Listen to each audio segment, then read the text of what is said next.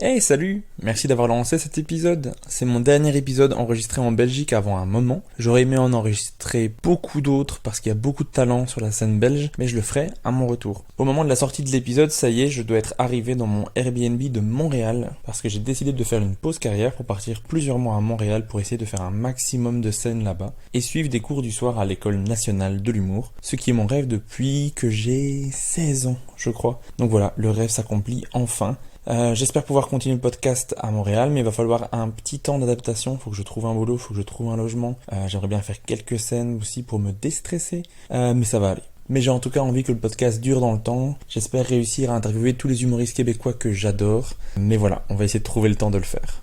Pour m'aider, pour faire en sorte que le podcast soit découvert par plus de monde, tu peux t'abonner au podcast, tu peux le commenter, le partager, mettre 5 étoiles sur ta plateforme d'écoute ou encore le financer via Patreon ou via un virement. Tous les liens sont dans la description de l'épisode. Et pour suivre mes aventures en stand-up et à Montréal, rejoins-moi sur Instagram, Régis Canon, humoriste. Enfin, avant de te laisser avec Nikos et Juan, en fin d'épisode, on donne un mot à indiquer en commentaire sur YouTube ou via MP si tu veux m'envoyer un message pour voir qui sont les fidèles auditeurs qui écoutent jusqu'au bout. Est-ce que tu en fais partie? Si oui, tu vas devoir m'envoyer un petit message. Allez, bonne écoute.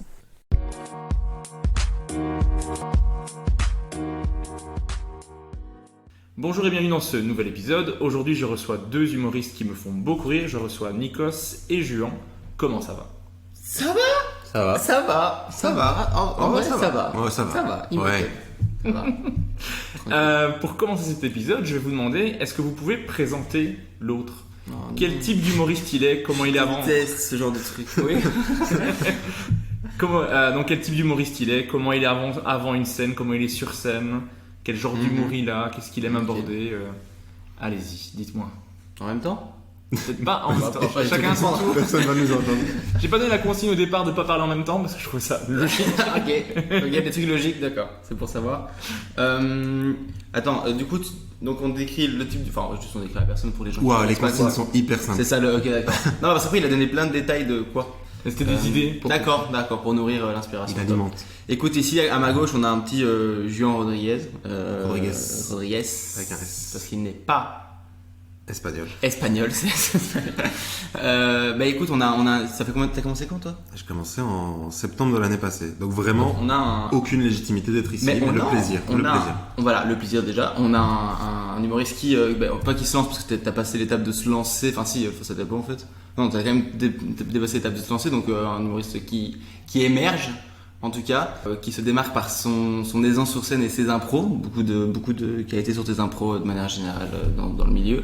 Et moi je trouve que c'est quelqu'un qui quand même a la conscience de travailler qui a vu ce travail directement comme un travail et qui a su déjà qu'il fallait la constance d'écriture, de répéter, de comprendre comment ça fonctionne et tout, de voir les mécanismes de l'humour. Donc je pense que sur ça, Juan il a réussi à prendre un peu d'avance, tu sais, parce que il a vite compris comment ça fonctionnait. Et maintenant il joue avec des règles, tu vois. Et en plus de ça, à côté, c'est comme quelqu'un qui entreprend beaucoup. Donc non seulement il est sur scène, mais c'est aussi lui qui va créer les opportunités pour lui et pour les autres. Et donc c'est quand même un chouette truc et ça manquait un peu de ça à Bruxelles. Et comment est Nikos? Il est stylé. C'est vrai qu'il est stylé. Il est extrêmement stylé. Nikos, il est gentil.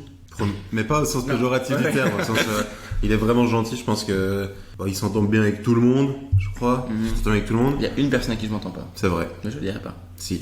Je sais pas. Moi non plus. J'ai pas de nom en tête. Non, il en fait déjà depuis plus longtemps, Nikos. Ça fait déjà quasi 5 ans, bientôt 4 ans, 4-5 ans. 3-4, parce que tu comptes le Covid dedans. Covid est dedans. Ok, donc 3 ans pur et 1 an de Ça fait 4 Covid. ans, ouais. En fait, j'aime pas quand ça fait trop longtemps parce que je Parce me que dis, t'es mais encore éclaté. je suis pas assez bon. C'est ça. Non, il est pas du tout éclaté en vrai. Je pense qu'à Bruxelles, il est assez respecté. Je crois que depuis peu, il se met vraiment à travailler, je crois. Il considère vraiment depuis peu, depuis qu'il se rend compte que bientôt c'est fini les études et bientôt il va falloir en vivre, quoi. Donc il commence à vraiment travailler. Je pense que c'est un humoriste jovial. Voilà, adjectif, c'est un humoriste jovial sur Remontée de spectacle. Sur scène, ça, c'est jovial. La jovialité est un adjectif descriptif qui te convient et c'est aussi une personne qui entreprend parce qu'on entreprend beaucoup à deux. C'est vrai. Voilà. C'est vrai. Et comment il est avant une scène? Stressé parce que il pense qu'il est nul Tout le temps. De ouf. Ouais, je m'imagine bider tout le temps. Ouais. Ok, ouais. Et il pense qu'il est éclaté. Genre, il m'envoie des messages. Même team.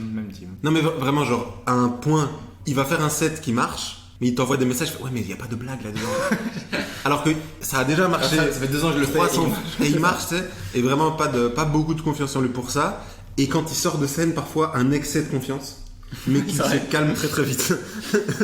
C'est quoi, une fois, c'est lui qui était présentateur à Namur.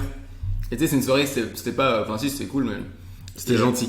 Et puis, je fais un show de passage où moi je kiffe et tout. Et bref, moi j'avais un bon ressenti de la scène, tu vois. Du coup, en passant et en checkant le MC quand il revient, je lui fais juste. Je te dis, c'est comme ça qu'on fait une masterclass ou genre, vous prend des notes ou juste une punchline, j'adore faire ça. Mais je pense que ça s'est passé, c'était moi. Je pense que t'aurais pas fait ça avec quelqu'un d'autre. Non. Ou alors tu passes pour le gars Oui, le non, plus humble du monde. Non, si tu connais le présentateur, c'est rigolo. Si tu connais pas, c'est vraiment se déplacer presque. Non, je n'ai jamais entendu utiliser ça après une scène, sinon tu ne serais pas dans le podcast. Je me serais dit, oula, ok, le boulard en fait. Le mec qui sort en mode ouais, je m'en bats les couilles. Non, avec les poteaux, c'est rigolo. Mais je suis comme toi niveau confiance en mon passage. Ouais. Plus la scène approche, plus le moment de monter sur scène approche, moins je suis confiant dans ce que je fais, quoi. Ah ouais, je me rappelle de toi avant le 1 minute 30 pour le What the Fun où t'étais Moi, liquide. Bah oui, bah, toujours. Ah, c'est fluide. Peu importe la durée de monter sur scène, c'est comme pour la minute 30, tout le monde me disait ouais, mais c'est 1 minute 30, pourquoi tu te stresses pour ça? Je lui disais mais je dois te présenter après et ça me stresse. C'est quoi la plus longue, le plus longtemps que t'as fait sur scène? 1h15. 1h15. Mais j'ai fait c'était un soir où je jouais un spectacle. Vraiment, j'avais fait 1h15. Mais je l'ai fait sur la journée, je l'ai joué 4 fois avant, quoi. Pour me détendre, pour l'avoir bien en truc, mais je l'ai Et fait. t'étais pas détendu? Non, du tout. Mais moi j'ai l'impression que plus que si je l'avais pas fait. Moi j'ai l'impression que plus t'attends, plus tu stresses. Ouais, en fait, faut essayer d'être occupé un peu avant, ou alors tu te prépares parce que si Non, même si t'es préparé, je trouve que plus j'attends, plus je stresse. Ah oui. J'aime bien, tu sais, genre arriver, jouer et c'est cool. Ah, mais moi c'est l'inverse. C'est quand j'arrive avant, je me dis ah ok, le micro il est là, la scène elle est là, le micro, tu vois par exemple c'était le même micro avec lequel j'allais jouer. Ah, ok, il faut le tenir comme ça, tel bruit il fait, tu vois. Je m'habitue un petit peu à la scène, l'emplacement du truc, ça me rassure en fait. Ouais, okay. Donc souvent j'aime bien venir avant. Des fois trop tôt, clairement, parce que mais après le stress monte. C'est demain, Régis, ton spectacle, oui. Mais ça me rassure. Mais en tout cas, merci beaucoup d'avoir accepté de faire le podcast. Est-ce que vous consommez des podcasts? Moi, pas assez, en vrai. J'aime bien l'idée. En fait, c'est dès que, tu sais, c'est le genre de truc, dès que je le fais, je kiffe. Et par contre, après, j'oublie tout le temps de le faire, ou la démarche pour le moment où je pense à le faire et le faire, c'est trop long. Okay. Tu vois, genre, c'est trop dur de. Enfin, j'ai pas l'habitude vraiment de prendre mon tel, aller chercher un podcast, machin, et puis le mettre. Et toute cette partie-là, elle me prend trop de temps et du coup, je la fais jamais. Alors que pourtant, quand je l'ai fait, je kiffe, tu vois. C'est comme le sport. Moi, j'écoute des podcasts. Il y a un moment donné dans ma vie où j'écoutais beaucoup de podcasts. C'est genre Culture 2000, 2 heures de perdu, des trucs comme ça, assez mainstream dans la culture podcast. Et puis, depuis que je fais du stand-up, je crois que j'ai bouffé énormément de podcasts de stand-up, quoi. Genre tous les cafés Holo7, tous les podcasts de Kian, tous les podcasts quasi, à part vraiment quand l'invité m'intéresse moins. Lequel? Alors, celui-ci par exemple, je l'aurais pas écouté. Ça, je l'écouterai pas. Voilà. Celui-ci, je l'écouterai pas d'ailleurs si vous êtes toujours là. Non, ouais, je consomme quand même du podcast parce que je fais comme toi en fait, je fais de la route. Et du coup, quand je vais au taf, et puis voilà, j'aime bien avoir un truc dans les oreilles quand je taffe, quand je fais les tâches ménagères, machin. Par contre, je ne comprends pas les gens qui écoutent des podcasts en faisant du sport. Je ne comprends pas. Je ne comprends pas. Non, ça je comprends. Ah, pas. Mais quoi que si, courir. Non. Courir, ça pourrait aller. Non, trottiner. Trottiner, oui. Tu fais une longue sortie, genre d'1 heure, au calme. Mais si tu vas courir pour courir, genre en mode faire un effort, ah non, frère. Écouter un connard te dire. Non, laisse tomber. Ouais. Sur du vélo elliptique, genre de truc, ça passe. Parce qu'il n'y a aucune réflexion à faire, tu vois. Ouais. Déjà, pourquoi tu fais du vélo elliptique? C'est la première question. Parce que j'ai mal au coude, donc je peux faire que ça. Ouais, je peux plus rien faire comme sport. Enfin, je peux rien faire qui implique les bras. Ce qui limite fameusement le sport. Surtout quand tu faisais du crossfit de départ, ça limite énormément les mouvements. Mais voilà. Tu fais des squats. Ouais, mais que des squats sans poids. Ce qui est chiant parce que je peux pas tenir, je peux pas tenir la barre. Okay, pour te dire. Pour là, c'est très imagé pour les gens qui font du crossfit que tu tiens la barre avec tes mains derrière. Je réfléchis à quel truc. Ah bah courir quoi. Ouais, c'est ça, mais je déteste ça. Ouais, c'est compliqué. Enfin voilà. La natation, tu peux pas, genre, c'est pas. Non, ça fait mal aussi. Ah vraiment, la natation, tu cool aussi. Si t'as pas ou alors tu prends une planche qui flotte, tu vois, et tu la tiens avec tes bras et juste avec tes pieds tu bats. Ouais, c'est pas l'éclate non plus. On change de podcast, on fait. C'est le podcast comment faire du sport sans bras. C'est hyper précis comme podcast. Enfin voilà, ça c'était la petite parenthèse sport. Juan, j'ai vu que ce 25 août, tu jouais un 3x20 avec Jules Degrave et Sarah Lélé au Kings of Comedy Club. Le podcast sera déjà sorti à ce moment-là, mais tu as déjà fait des passages de 20 minutes. Est-ce que tu commences à penser au format 1 heure ou pas encore ? Pas du tout. Pas du tout. Pas du tout. Vraiment, je suis dans une autre approche un peu. Je suis dans une approche où j'ai envie d'écrire beaucoup pour jouer beaucoup, mais pas dans l'objectif de créer un format long, en fait, surtout dans l'objectif de devenir meilleur. Donc là, 20 minutes, c'est déjà une belle durée, en fait. En Belgique, on a un peu normalisé le 12 minutes comme quelque chose de sacré, alors que déjà, être gaulerie sur 5 minutes, c'est déjà un exercice, quoi. Donc j'ai l'impression que 20 minutes, c'est 4 fois 5 minutes. C'est une belle durée, quoi. Après, ouais, dans un an, faire du 30, puis dans un an et demi, faire du 1 heure, pourquoi pas. Mais là, dans les médias, non, pas du tout. Et comment sont passés tes premiers 20 minutes ? Parce que tu as joué plusieurs fois des passages de 20 minutes. C'est toujours bien passé ? Ouais, globalement, ça s'est bien passé. Après, il y a certains 20 minutes où j'y allais sans vraiment avoir 20 minutes. Et du coup, j'étais pas mal dans l'interaction, j'étais pas mal dans... L'objectif, là, était pas vraiment atteint, quoi. Donc, je jouissais pas vraiment du 20 minutes. Donc, c'était plus un 15 et 5 minutes, tu vois. Mais non, ouais, c'est un exercice que j'aime bien et que je pense que t'aimes bien aussi, Nikos. J'ai 20 minutes. Ouais, c'est cool. Je trouve que c'est un bon truc de suffisamment long pour que tu profites et pas trop long pour que tu sois en galère d'avoir... Quand t'as pas encore beaucoup de matériel, je trouve que c'est le bon timing. Ouais, puis même ça te permet de taffer aussi... Enfin, tu crées une autre connexion, en fait. Déjà, sur 20 minutes, t'es dans une autre connexion, quoi. Sur 10 minutes, t'arrives, tu dois déjà vendre aux gens qui t'es. Alors que sur 20, peut-être me placer t'as le temps de te placer, t'as le temps d'arriver avec un propos, je trouve ça, c'est agréable 20 minutes. Après, c'est vraiment un autre exercice, quoi. Et je pense qu'aujourd'hui, je suis plus dans un exercice où j'ai envie d'apprendre à être meilleur plutôt que d'apprendre à forcément faire très long. Et je respecte les gens qui veulent faire très long, hein, c'est pas le propos, mais... Être efficace, quoi, en fait. C'est vrai que, mais comme il disait, on a normalisé le 12 minutes en Belgique.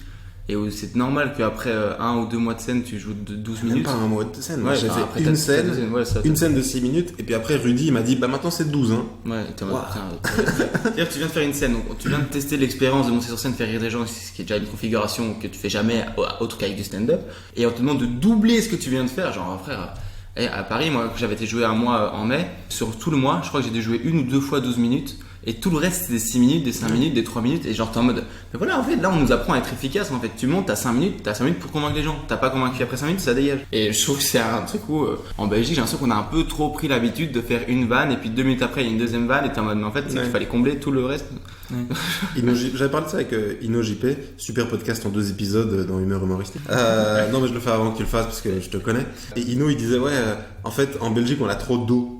C'est d'eau de liquide dans nos textes. Ouais, c'est ça. Okay. Du coup, sur 5 minutes, t'es obligé d'y aller, quoi. Ouais. Finalement, si on continue avec l'eau, on essore l'eau et il n'y a plus que j'ai pas la fin de cette métaphore. T'inquiète. Ok, toi Nikos, tu reviens du Festival d'Avignon, pendant lequel tu as joué ton spectacle Venez s'il vous plaît. C'est vrai. Tu l'as joué combien de fois en combien de temps ? Ça va, 10 fois en un mois. Enfin, du coup, en 24 jours. C'est chiant comme moment.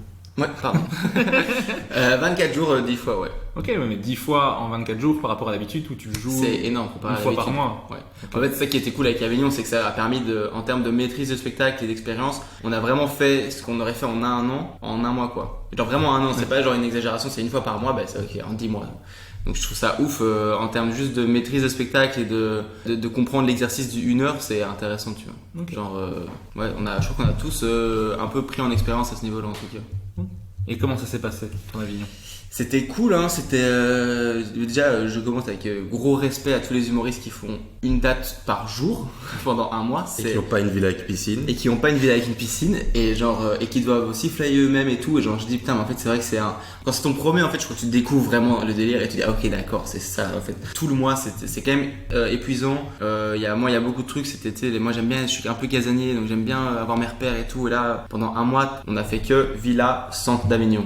C'était que ça pendant un mois, tu vois. Et donc à la fin, t'as un truc de répétitif, tes journées sont tout le temps les mêmes. Par contre, vraiment cool, il y a une bonne ambiance entre les humoristes, entre les autres comédiens, les gens qui fly, tu sais, il y a une bonne vibe dans la ville et tout. Donc en vrai, c'était quand même une bonne expérience. On a rencontré des gens, on a travaillé et tout, donc c'était cool. Et est-ce que ton spectacle, tu penses qu'il a progressé parce que pendant le festival, t'as pas le temps de le retravailler parce que tu le joues, le lendemain tu dois flyer, donc t'as pas le temps de commencer à peaufiner, de dire hier ça a pas fonctionné, je le retire. Enfin, tu peux le faire un petit peu, mais limité quoi. Ouais. Du coup, est-ce que tu sens qu'il a quand même progressé grâce à Avignon? Mais je pense ouais parce qu'en fait moi perso j'ai quand même réussi à changer des trucs. Okay. Alors c'est pas des gros trucs mais genre en fait dans la structure du spectacle déjà là c'est la première fois que j'ai fixé un ordre de mes sketchs. C'est-à-dire qu'en fait quand je faisais mes rodages au Kings, vu que c'est des rodages, en fait je cherchais donc je faisais avant un truc après, j'essayais avec des running gags, je mettais un sketch à la fin et tout. Et là ici je me suis dit vas-y tu sais quoi, t'en figes un, comme ça tu travailles comme ça et là je l'ai figé et je crois que c'est un bon truc donc je l'ai gardé. Du jour 1 au dernier je pense qu'il y a quand même une petite amélioration. Après c'est vrai que comme tu disais c'est ça qui est frustrant, c'est quand tu sais ce qui va pas dans ton spectacle, donc tu dis ok voilà cette partie là j'ai compris le marché moi je vais la retravailler mais t'as pas le temps de la retravailler, en tout cas tu peux la retravailler mais pas l'apprendre. Et du coup c'est à dire qu'après le lendemain tu remontes sur scène en sachant ce qui va pas marcher, tu le fais, ça marche pas et t'es en mode bah je le savais en fait. Et en fait après t'as un mois comme ça où tu montres un produit pas fini, que t'es au courant qu'il est pas fini, que tu sais ce qu'il faut retravailler et du coup il y a quand même un côté frustrant de se dire en fait t'as envie de leur dire les gars bon là cette partie elle est un peu moins drôle je sais mais tu peux pas dire ça tu vois. Mais donc ouais il y a un truc un peu frustrant et ça j'en ai parlé avec d'autres humoristes qui étaient aussi à Avignon et on a senti la même chose de ce truc de en fait jouer à un truc que tu sais pas fini c'est frustrant un peu. Mais autre gros avantage de Avignon, c'est qu'il y a des producteurs, des organisateurs de scènes, enfin des gens de centres culturels un peu partout en France, en Belgique qui viennent. Est-ce que tu t'es fait des contacts intéressants? J'espère. On a parlé à plein de gens. Je sais même plus qui en vrai, pour être honnête. Genre, on en parle. Et puis c'est aussi Cédric, Rudy, John qui ont parlé. Donc c'est les gens qui ont organisé tout le concept, qui ont parlé avec les gens. Mais oui, on a rencontré des gens de Montreux, on a rencontré des gens de festivals en France. Il y a un gars de M6, il y a des trucs. Donc moi j'espère maintenant qu'on a été dans les petits papiers, les gens nous ont vus et se sont dit voilà trop bien. Eux ils ont du potentiel ou quoi. Parce que je pense qu'ils ont peut-être aussi vu des gens pas finis tu vois. Enfin, je veux dire, on est des humoristes, on joue à Avignon, c'est notre spectacle. On voit énormément de gens aussi. Oui, il y a beaucoup de gens et puis on a joué nos spectacles respectivement je crois 10 fois avant de le jouer, ce qui est vraiment très très peu. Et donc les gens peut-être qu'ils viennent, ils se disent bon voilà en Belgique il y a un niveau, on le voit, ils sont bons, ils sont pas encore prêts, mais en tout cas il y a du gros potentiel. Et donc moi je pense que c'est ça et j'espère être dans les petits papiers et que quand il y a un projet dans X temps, en fait j'attends rien de ça parce que je contrôle pas, du coup je me dis juste si ça vient tant mieux, ça vient pas, moi j'ai quand même eu des chouettes trucs là-bas donc. Ce spectacle tu vas le jouer le premier vendredi de chaque mois au Kings of Comedy Club à 20h. Waouh. C'est vrai. Mais de quoi parle le spectacle? De moi. Voilà. C'est tout. Mais putain, j'ai du pitié. Je sais pas combien de fois mon spectacle à Avignon et c'est l'enfer parce qu'en fait, j'ai l'impression que je vais me déforcer en disant ça, mais j'ai pas l'impression. Tu vois, c'est pas ce que je dis qui va motiver les gens à venir me voir. Tu vois. Genre moi, j'ai l'impression que juste, en fait, je vends plus un bon moment. C'est ce que j'essaie de faire en tout cas, c'est que pendant 1 heure, les gens ils passent juste un bon moment. Alors oui, j'aborde des sujets. Genre en fait, je parle vraiment de tout le chemin qu'il y a à faire avant la finalité qu'on cherche. Donc là, dans mon cas, c'est être humoriste. C'est le rêve de gosse d'avoir humoriste. En fait, tout ce que ça engendre de vouloir faire ça, qu'on se rend pas compte. Et je prends un exemple, le documentaire d'Orelsan sur Amazon Prime où on voit toute son évolution dans les rêves. On voit toute son évolution et je suis trop essayé de voir son chemin vers le succès. Tu vois. Et du coup, j'essaie d'expliquer ça un peu. Et après, je parle aussi des oiseaux, de la séduction et des livres de sushi. Okay. En gros. Mais le sketch sur les oiseaux, je l'adore. Il est en train d'être amélioré. J'ai cru que t'allais dire il est incroyable. Il est incroyable. Il est incroyable. Non, je l'aime bien aussi. Je sais qu'il a un gros potentiel, donc il va. Hop, on s'est enregistré dans 6 mois. Les oiseaux, ça perce. Bah, je vous le dis, je vous le donne. 6 mois, c'est peut-être un peu court. Un an. Il va me demander de couper. Il dit modifie la voix pour dire 2 ans. Ah non. Et le 29 septembre 2021, vous aviez lancé un projet en commun qui est le Cote Comedy Tour, durant lequel vous avez organisé des plateaux dans les auditoires des universités belges. Ce projet il revient pour une 2e saison. La première, c'est le 4 octobre à Alma, co-organisé par le Cote SN. Est-ce que vous pouvez nous parler un peu de ce projet et de comment il est né, le bilan de la saison 1? Alors le bilan, moins 4500 € pour le What the Fun. Allez hop. Ça c'est fait. En fait le projet il est né parce que déjà c'était le confinement. Donc en vrai j'ai pas été honnête. Quand tu m'as demandé quand est-ce que j'ai commencé, j'avais fait une scène, genre juste avant le 2e confinement. Genre j'avais fait une scène, genre genre 6 minutes à l'os à moelle. C'était très cool, mais après y a plus rien en fait. Il y a plus rien pendant 1 an. Sauf que j'avais déjà rencontré Nikos via, bref. Et je lui envoie un message et en fait moi je sors de ce qu'on appelle en Belgique les cotes à projet. Donc cotes c'est les appartements étudiants et en gros c'est des groupements d'étudiants, d'une dizaine d'étudiants qui partagent un projet. Et moi mon cote à projet c'était l'improcote. dont Rudy a déjà parlé dans son podcast. Et donc on organisait des événements dans les auditoires et donc je savais d'expérience qu'organiser un événement dans un auditoire c'était hyper facile en fait. Ça, t'as un auditoire, tu dois avoir du matos, mais l'auditoire en fait c'est fait pour écouter des gens parler tout seul. Enfin, c'est le principe d'un auditoire, que vraiment tout est fait pour ça quoi. J'envoie un message à Nico, je fais gros en fait, viens on fait des blagues dans un auditoire quoi. Ça a déjà été fait, ça existe et en plus de ça, souvent sur les plateaux, que ce soit du What the Fun, du Kings, du Comedy Cat et tout, c'est pas souvent des jeunes qui viennent voir en fait, c'est plus des gens qui ont un profil genre 25 et plus, parce que c'est des gens qui maintenant gagnent de l'argent, etc., et qui n'ont pas accès, alors que les jeunes, on l'a vu pendant le premier confinement, ils consomment du stand-up. Genre Paul Mirabel qui a explosé pendant le confinement, tous les jeunes ont vu le passage de Paul, tous les jeunes ont regardé, de notre génération, ont regardé Ondar quand on était gamin, donc ils savent que ça existe, mais ils savent pas où le regarder, et donc on s'est dit, plutôt que leur dire, vous viendriez bien dans un bar, on s'est dit, mais viens, on rend ça accessible, tu vois. Donc le but c'était aller dans les auditoires, et parce qu'on a bien conscience que un étudiant ça gagne pas ce que gagne un cadre, on s'est dit, viens, on rend ça hyper accessible, et donc c'est 5 € la place, qui est rien du tout pour les line-up qu'on propose en fait. Parce que c'est pas des line-up genre José qui commence le stand-up depuis 2 mois, non, le dernier de l'année passée c'était Fanny, Louis, Ino, Dena, enfin donc c'est des vrais line-up quoi. Vous avez Guillermo Guise. On a eu Guise, on a eu Cérine, Dan, enfin Paul Mirabel était sur une affiche, mais je sais pas si on voulait faire gagner des places pour Paul parce que tu connais la visibilité. On a gagné des followers. Merci à John qui nous a donné l'autorisation. Mais du coup c'est ça le but. Le but c'était de montrer aux gens que ça existe et puis de leur dire venez voir. Et la première édition c'était quand même un succès. On a été dans pas mal d'endroits en vrai. Ouais, non, je crois que c'est la première. La vraie première c'était pas un succès mais première, imagine, on travaille depuis des mois sur un projet. Genre 8 mois. Vraiment, on a l'excitation de ouf, on a galéré pour les sponsors et tout, on s'est dit vas-y on continue et tout, on va à l'ULB, on fait la scène, c'est la seule date où on sait pas les résas. Donc on n'a aucune emprise sur ça, on sait pas du tout si ça a bien pris ou quoi. Parce que ce qu'il faut dire c'est que le business plan c'est dans chaque unif où on va, chaque université où on va, on a un partenaire. Parce qu'on n'a pas la prétention de connaître la réalité de chaque unif. On connaît pas université, on connaît pas le terrain.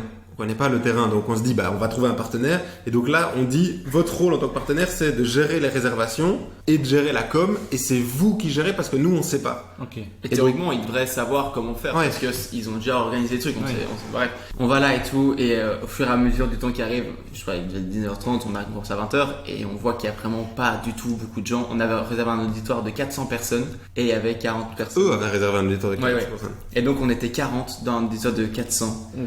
On les a mis tous en ligne et tout, et en vrai cool ça soirée. s'est vraiment bien passé. En vrai cool soirée, t'as rencontré des gens. J'ai rencontré une personne que j'ai fréquenté un petit peu par la suite. Non mais c'était très sympa d'ailleurs. Chouette. Avec sa mère d'ailleurs, elle était là. Et sa mère était là. C'est sa mère qui lui a donné l'autorisation. Non mais elle était là à la scène, on précise. Et au final, ce qu'il faut dire, c'est que en fait, les organisateurs de l'ULB ont été aussi gênés que nous, parce qu'en fait, on s'y était pas très bien pris, on n'avait pas anticipé le fait qu'on était en plein milieu des baptêmes étudiants, qu'on était en plein milieu de la rentrée académique, qu'on avait fait la date trop tôt, etc. Il y avait full événement le même jour. Il y avait full événement, donc ils ont été hyper ok, et puis ils ont dit on va pas continuer de travailler avec vous, c'était ok, et nous on leur a dit si c'est votre volonté, pas de souci, on comprend. Donc là l'objectif c'est de retrouver un partenaire pour l'ULB, mais normalement c'est en bonne voie. Parce que l'ULB, donc Université Libre de Bruxelles, c'est quand même une grosse université. Et au final c'était très cool, même s'il y avait que 40 personnes, c'était très cool, mais c'est vrai que c'est plus décevant, tu sais, tu fais 8 mois dans un truc, tu t'imagines avoir 300 personnes, ça va être le feu et tout, et tu vends ça aux humoristes. Si on avait un Parisien, on avait Julien Sommet, Julien Sommet, et genre toi tu te dis vas-y ça va être le feu les gars, 400 personnes, et tu sais ils sont là et tu vois qu'il y a l'auditoire il s'emplit pas, tu leur dis les gars on va commencer, ils sont mais les gars il y a personne dans le et les humoristes c'était hyper sympa. C'était méga cool. Ils voyaient bien qu'on était déçus, tu vois qu'on était en mode putain mais frère on en peut rien, et genre ils étaient là non mais en vrai t'inquiète on va kiffer et tout. Je me souviens que Gaëtan nous disait non mais c'est cool. Non franchement ils étaient tous c'est cool de mettre ça en place et tout, tu vois. Quand t'es humoriste, tu sais que t'arrives à la scène, il y a pas beaucoup de monde, les organisateurs ils sont pas bien, tu vas pas en rajouter derrière. Après il y a un deal, tu vois. Là on parle de business, tu vois. Nous notre volonté c'était autant de mettre les humoristes, de mettre l'humour en avant, mais aussi de mettre les humoristes, quoi, parce qu'on sait que c'est les jeunes sur les réseaux, ils peuvent suivre, ils peuvent lâcher des follow machin. Et donc il y a un vrai deal, tu vois. Nous on payait nos artistes, le but c'était, et c'est pour ça qu'on n'a pas fait d'argent du tout et qu'on en a perdu en fait, parce que le but c'était de payer correctement les artistes, donc on arrive avec un vrai deal où on leur dit il va falloir faire des vidéos de promo, partager un petit truc, vous aurez un vrai contrat machin, et puis après ils jouent devant 40 personnes. j'aurais pu comprendre qu'ils nous disent bah les gars, c'est pas carré quoi. Je me mets en danger. Voilà. Après c'était vraiment tous les autres c'était trop bien. On tournait aux alentours de 200 entre 200 et 300 personnes sur toutes les autres lieux. Pour une première, c'était trop cool. Petit big up à l'équipe d'Alma qui pour la première a créé, je pense, l'auditoire le plus chaud de l'histoire de tous les auditoires de Belgique. Ah, c'est la deuxième aussi. C'est où j'avais fait le truc de la messe et c'était Alma. C'était Alma. C'était cette fois-là. Là où Ino est passé premier. Et je pense que littéralement il a pris un applause toutes les 2 minutes. Okay, ouais. Mais genre ça n'avait aucun sens. Oui, en vrai, c'est le genre de scène, t'arrives, c'est facile. Et les gens ils sont ouais, ils sont trop chauds quoi. Okay, ouais. En plus, c'est un public jeune qui a les codes un petit peu de comment ça se passe, donc. Ouais, et puis qui rigolent fort et qui sont pas. En fait, ils sont chez eux, tu vois, donc en fait, ils se sentent à l'aise. Ouais, y a pas cette pression sociale qu'on retrouve d'habitude dans les auditoires. On n'ose pas être nous, quoi. Ouais. Là, c'était trop cool. Puis les gens étaient sympas. On a fait la fête avec eux après. Enfin, non, c'était vraiment vraiment sympa. Les gens sont cool. Donc là, on relance une deuxième édition. En espérant du coup que le bouche à oreille. En fait, on disait juste qu'à chaque fois, on avait tellement de bons retours de 200 personnes. On se dit en fait, c'est toutes les personnes. Ils en parlent ne fût-ce qu'il y a une personne. On remplit 400 facile, tu vois. Donc, on espère vraiment que ça va fonctionner comme ça et qu'on aura des sponsors aussi, ce serait ça l'idée, non? Ouais, si on a avoir de l'argent pour moins perdre d'argent. Mais... Si jamais il y a une société qui a beaucoup d'argent qui veut nous sponsoriser, envoyez un message s'il vous plaît. Mais une société avec des valeurs. Donc il y a moyen qu'en fait vous n'ayez pas beaucoup d'argent. Les valeurs, c'est bien, l'argent c'est mieux. On paye pas un auditoire avec des valeurs, voilà, c'est ça que je veux dire. Hop, Nikos Cancel. On paye pas les auditeurs. Je rappelle du coup la première date, donc le 4 octobre à Alma.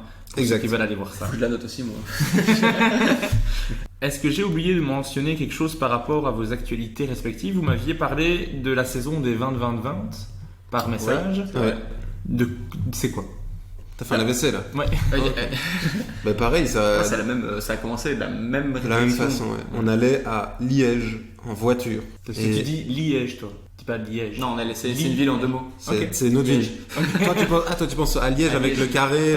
Non, moi je pense à Liège. Ok. Oh, non, c'est Asby. Wow. Sorry, cancel. Waouh. On arrête. Non, on allait à Liège. Excuse-moi, Régis. Et on s'est dit. En fait, en vrai, on va pas souvent en dehors de Bruxelles. Genre tout est à Bruxelles en fait. Alors que Nikos et moi, on est des enfants de la terre wallonne au fond, hein, comme toi. Ouais, du Brabant wallon. Mais je voulais pas le dire parce que sinon ils vont croire qu'on a de l'argent. On a de l'argent. Et on a été des privilégiés au fond. Hein. C'est vrai. Non mais du coup, on s'est dit mais viens, on fait pareil quoi. On amène le stand-up aux gens quoi. Parce que à Bruxelles, ouais, ils connaissent, ils savent qu'il y a des gros festivals, genre le Vourir, maintenant il y a le festival à Namur, il y a le festival à Mons et tout, mais c'est toujours des espèces de one-shot où les gens mettent en avant, c'est Rochefort, des trucs comme ça, c'est des spectacles où sont mis en avant des gens qui ont pas toujours besoin d'être mis en avant, on s'entend, mais qui sont déjà dans un stade de leur carrière où en fait, ils remplissent déjà des salles. Ouais, ce qu'ils défendent, c'est leur matos, mais alors qu'il y a plein d'artistes de ouf.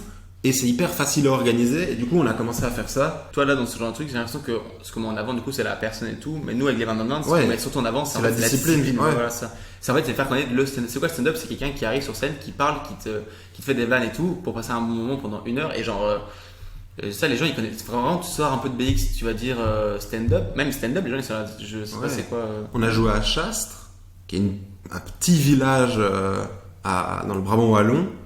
Et il y avait un public de 120 personnes, je crois, dans une assoce culturelle dans la Tchatch. Et en fait, il y a plein de gens qui avaient vu des sketchs à la télé, à la machin, mais ils avaient jamais vu en vrai. Et nous, on s'est dit, mais en fait, faire ça, c'est facile, tu vois. Genre, c'est facile.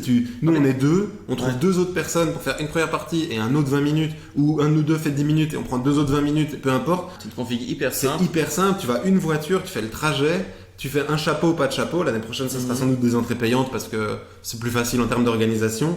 Même si on remarque qu'en dehors de Bruxelles, les gens sont quand même beaucoup plus généreux, quoi. C'est sans doute en termes de pouvoir d'achat aussi, hein, mais après, je pense qu'on cible. En fait, nous, ce qu'on aime bien, c'est aller dans des petites salles de spectacle, tu sais, les trucs de village, comme la Tchatch, tu vois, c'est un truc où, en fait, ils ont une communauté d'habitués qui connaissent la salle, qui viennent voir ce qu'il y a, ils font confiance à la programmation. Et du coup, je sais plus où j'allais accéder, mais. C'est dommage parce qu'en fait du coup je me suis coupé moi-même dans ma réflexion. mais c'est que en gros c'est des habitués, non en fait non j'ai pris comme si je connaissais la fin de la phrase et je l'ai toujours pas. Bref, l'année prochaine le but c'est de rendre ça de pérenniser le projet. Parce que l'année passée, on faisait ça vraiment en one shot. Le seul endroit où on allait de façon régulière, pendant toute l'année, enfin pendant 6 mois, on a fait ça. C'était à Cours Saint-Etienne, donc 4 quarts. Yep. C'était très très cool, très très cool. À chaque fois, et ce qui était trop fou, c'est comme il dit, on faisait pas de pub. Vraiment, on faisait pas de pub, quoi. On créait un event sur Facebook pour dire que cet event existait. Mais on faisait pas de pub. Nous, moi, je suis Mister Nobody encore plus que Nikos, mais même Nikos, les gens connaissent pas, quoi. Du coup, les gens venaient et à chaque fois, on avait entre 40 et 70, 60, 50, j'ai fait le décompte dans l'autre sens, c'est dans l'autre sens. Et c'était trop bien, quoi. Et on a ramené des gens qui sortaient rarement de Bruxelles. C'est trop bien. C'est ça que je veux dire. C'est que ce genre d'endroits, justement, sont en demande de ça, dans le sens où ils veulent des programmations, surtout après le Covid et tout, ils ont besoin de trucs qui viennent. Et surtout que là, ça change blindé, tu sais, je sais pas s'ils ont l'habitude de prendre des chanteurs, des trucs. Là, t'arrives avec une nouvelle sorte de soirée, stand-up, humour, machin, oh, c'est frais, c'est cool, hop, on découvre. Et du coup, en fait, tout le monde est bénéf. Nous, on cherche des scènes, on veut faire connaître la discipline, eux, ils cherchent des spectacles. Et les gens qui viennent, ils veulent découvrir des trucs, écoute, on a un combo gagnant, là. Et en termes de technique, c'est tellement simple, quoi. Et ouais, stand-up, ça, c'est trop bien. Moi, j'ai mon pote, j'ai un Sammy Boy sur Instagram qui est batteur de Charles, qui du coup est batteur. Et donc il joue, je sais pas, il y a le même style de scène que moi, donc c'est tous les 2 jours à peu près. Mais du coup, à chaque fois, il a déplacé toute sa batterie et tout, et c'est l'enfer. Et moi, je me dis, quand je vais quelque part, je dois être juste moi et ma voix. C'est tout ce que je dois apporter. C'est vraiment le feu. Autre avantage, c'est que les humoristes qui sont hors Bruxelles vont vous adorer parce que se déplacer moins, c'est quand même un luxe de fou. Les quelques fois où j'ai pu jouer à Mons, c'est trop bien. Quoi, je rentre. J'avoue, pour ça, ça va être relou. Moi, c'est 1 heure minimum de route. Attends, là, t'as fait 1 heure de route là 1 heure et quart. Ouais, mais il a choisi d'habiter à Mons aussi, c'est un choix. Oui, c'est vrai que c'est un choix. À un moment donné, il y a une position politique, quoi. C'est un choix de naissance aussi. Oui, bon, après, si tu commences à jouer sur les mots. Mais ouais, ça va faire plaisir à quelques humoristes hors Bruxelles parce que il n'y a pas que Bruxelles, donc ça c'est non, il y a une UNIF à Mons. Oui. Ouais. Allez. Mais on a un contact à Mons. Ouais, c'est vrai. En posant la question, je me suis dit, on est déjà dessus. Alors maintenant qu'on est revenu sur l'actualité dans le podcast, j'aime remonter le temps. Du coup, pour votre page Wikipédia, j'ai besoin de savoir, vous êtes né où et quand? XL, 22 février 1996, 11h47. Tout à l'heure, vraiment? Ouais. Moi, je veux dire que je suis né à 17h02 et c'est la seule info que je donnerai. Je suis un peu. Voilà. Non, je suis né à Bruxelles le 16 décembre 1998. Donc pour les anniversaires, maintenant, il n'y a plus d'excuses. Et est-ce que enfant, vous étiez déjà des gens drôles? Moi, je pense que ouais, je me suis beaucoup défini par mon humour. Dans le sens où, tu sais, je sais pas, il y a toute une période de ta vie où on te montre souvent ton défaut, ta qualité. Même dans les exercices en classe ou quoi, ou avec tes potes. Et je te disais tout le temps drôle. Je me suis toujours vraiment défini par l'humour. Et les autres aussi définissent ça comme ça ou pas? Oui, non, en vrai, je pense que Sinon, c'est triste. Nicolas, c'était pas drôle. Si, je suis drôle, arrêtez. Non, genre, en tout cas, j'essayais. Et je pense que. En fait, parfois, je crois que j'en ai déjà parlé quelque part, mais le mec qui fait trop de podcasts. Je sais pas si vous avez ça aussi, mais l'image que j'ai de moi, de comment j'étais en primaire et en secondaire, je me dis, c'est peut-être pas la même image que les autres avaient de moi. Dans le sens où moi maintenant je me dirais bah ouais j'étais le mec drôle et tout, je me mettais la bonne ambiance et ça tombe il y a d'autres gens qui me voyaient et disent mais c'était pas du tout le mec drôle, c'était le mec relou en fait, mais ils pensaient qu'il était drôle. Tu vois ce que je dis, et du coup j'ai un peu ce truc là. Mais on parlait de ça dans le podcast de Rosa. De Rosa, ouais. Ah mais voilà. Non, les mecs que je veux ken de Rosa Berstein, pour ceux qui veulent aller écouter Nikos dans ce podcast là aussi après. C'est vrai. Mais et du coup il y a ce truc là, mais bref, du coup pour revenir à la question de base, oui je pense que j'étais toujours le mec drôle et je me souviens aussi d'un truc, c'est que quand j'étais en famille et que je parlais d'un truc et je racontais une histoire, je me levais pour raconter l'histoire. T'étais chiant. Ah ouais de ouf. Oh, t'étais chiant. Et du coup ma mère était là, assieds-toi, termine ton assiette. J'étais là, non alors je raconte mon histoire. J'étais debout et je marchais, je faisais mes trucs et j'étais là, et du coup maintenant quand j'y approche je me dis ok make sense en fait tout ça. Donc voilà. Est-ce que tu fais ça moins depuis que tu fais de la scène? De me lever? Non, mais genre de vouloir être drôle. Non. Non, parce que mes potes sont tous chiants. Non, ouais, je fais toujours. Et en fait, ce truc de lever et de marcher, j'aime bien toujours. Quand je raconte quelque chose à quelqu'un, j'aime bien être debout et parler, bref. Okay. Mais non, maintenant, ce qui me saoule aussi, c'est qu'on attend ça de toi. Ça, je suis d'accord. Ouais. C'est en fait, quand toi, t'es quelque part, mais putain, ça arrive vraiment souvent, c'est quand t'es en soirée avec des potes. C'est surtout le pire, c'est les potes des potes. Tu sais, qui savent, ils disent, ah, mais c'est toi, humoriste. Cool. Et tu sais, là, ils te regardent. Dès que tu fais une blague, moi je sais quand tu fais une bonne blague, c'est vrai que j'en rigole et puis ils arrêtent de rigoler en mode il m'a eu. Oui. Tu vois? Ouais, le truc c'est quand tu fais une blague nulle, qu'on te dit t'es humoriste toi. Ouais. Et ça fait ah. Je peux pas toujours être drôle non plus, je travaille pas là, tu vois. Paye-moi, je ferai des blagues drôles. Gratuitement, je suis pas drôle. Ouais, c'est ce que je dis souvent, mais c'est mal pris. C'est vite vu comme prétentieux en fait. Ok, oui. Moi, c'est vraiment pas le but. Je pense que c'est le mot du podcast pour l'instant, que t'as un énorme boulard. C'est vrai. Non, je sais pas si c'est ça qu'on. Oh. Non, pas du Je tout. suis désolé. Et toi, Julien? Moi, j'étais pas du tout drôle, vraiment. Ah ouais. J'ai pas un souvenir de moi gaulerie, je crois, quand j'étais gamin, parce que j'étais un enfant très angoissé, très très angoissé. Et puis je suis arrivé en secondaire, en troisième secondaire, j'étais en théâtre, Ok. donc je faisais du théâtre. Donc j'ai toujours aimé quand même l'aspect scène, etc. Ça j'ai toujours kiffé. Mais j'avais dans mon groupe de potes des gens très marrants. Genre vraiment Mehdi, Antoine, Simon, tout ça, c'était des gens très marrants. Genre Ah, Simon de la Procote. non. Ah, dommage. Qui est très marrant aussi, mais ça c'est après qu'il est arrivé. Vraiment des gens dans la vie de tous les jours, c'est des gens drôles quoi. Et ils m'ont éduqué un peu à l'humour, pas du tout stand-up, mais un peu à l'humour. Et moi je me considérais pas comme marrant. Moi je faisais des trucs à la maison parce que dès que quand j'étais gamin, je refaisais des sketchs, mais plus dans l'aspect joué. Tu sais, genre avec ma sœur, je me rappelle, on était petits, on refaisait le sketch du matelas des taloches à deux. Sauf que les taloches, ils ont un matelas truqué, quoi. Tu sais, Vincent m'a admis ça il y a pas longtemps. Le matelas, il était truqué. Et bah, vraiment, on mesurait 1m20, on n'arrivait pas, tu sais, ça ressemblait à rien. Mais on aimait bien l'idée de créer un spectacle, plus que... Donc on faisait ça, puis j'ai refait les sketchs de certains humoristes. L'avion... De Florence Foresti. Florence Foresti, tu sais, le pilote d'avion de Franck Dubosc, des trucs comme ça. Tout ça, c'est des sketchs que je refaisais, tu sais, le blond de Gad Elmaleh, et je le refaisais en spectacle à la maison, mais dans la vie de tous les jours, j'étais pas drôle, quoi. Et je me considère toujours pas comme un gars très drôle dans la vie de tous les jours. Moi, je suis un gars un peu chiant, quoi, dans la vie de tous les jours.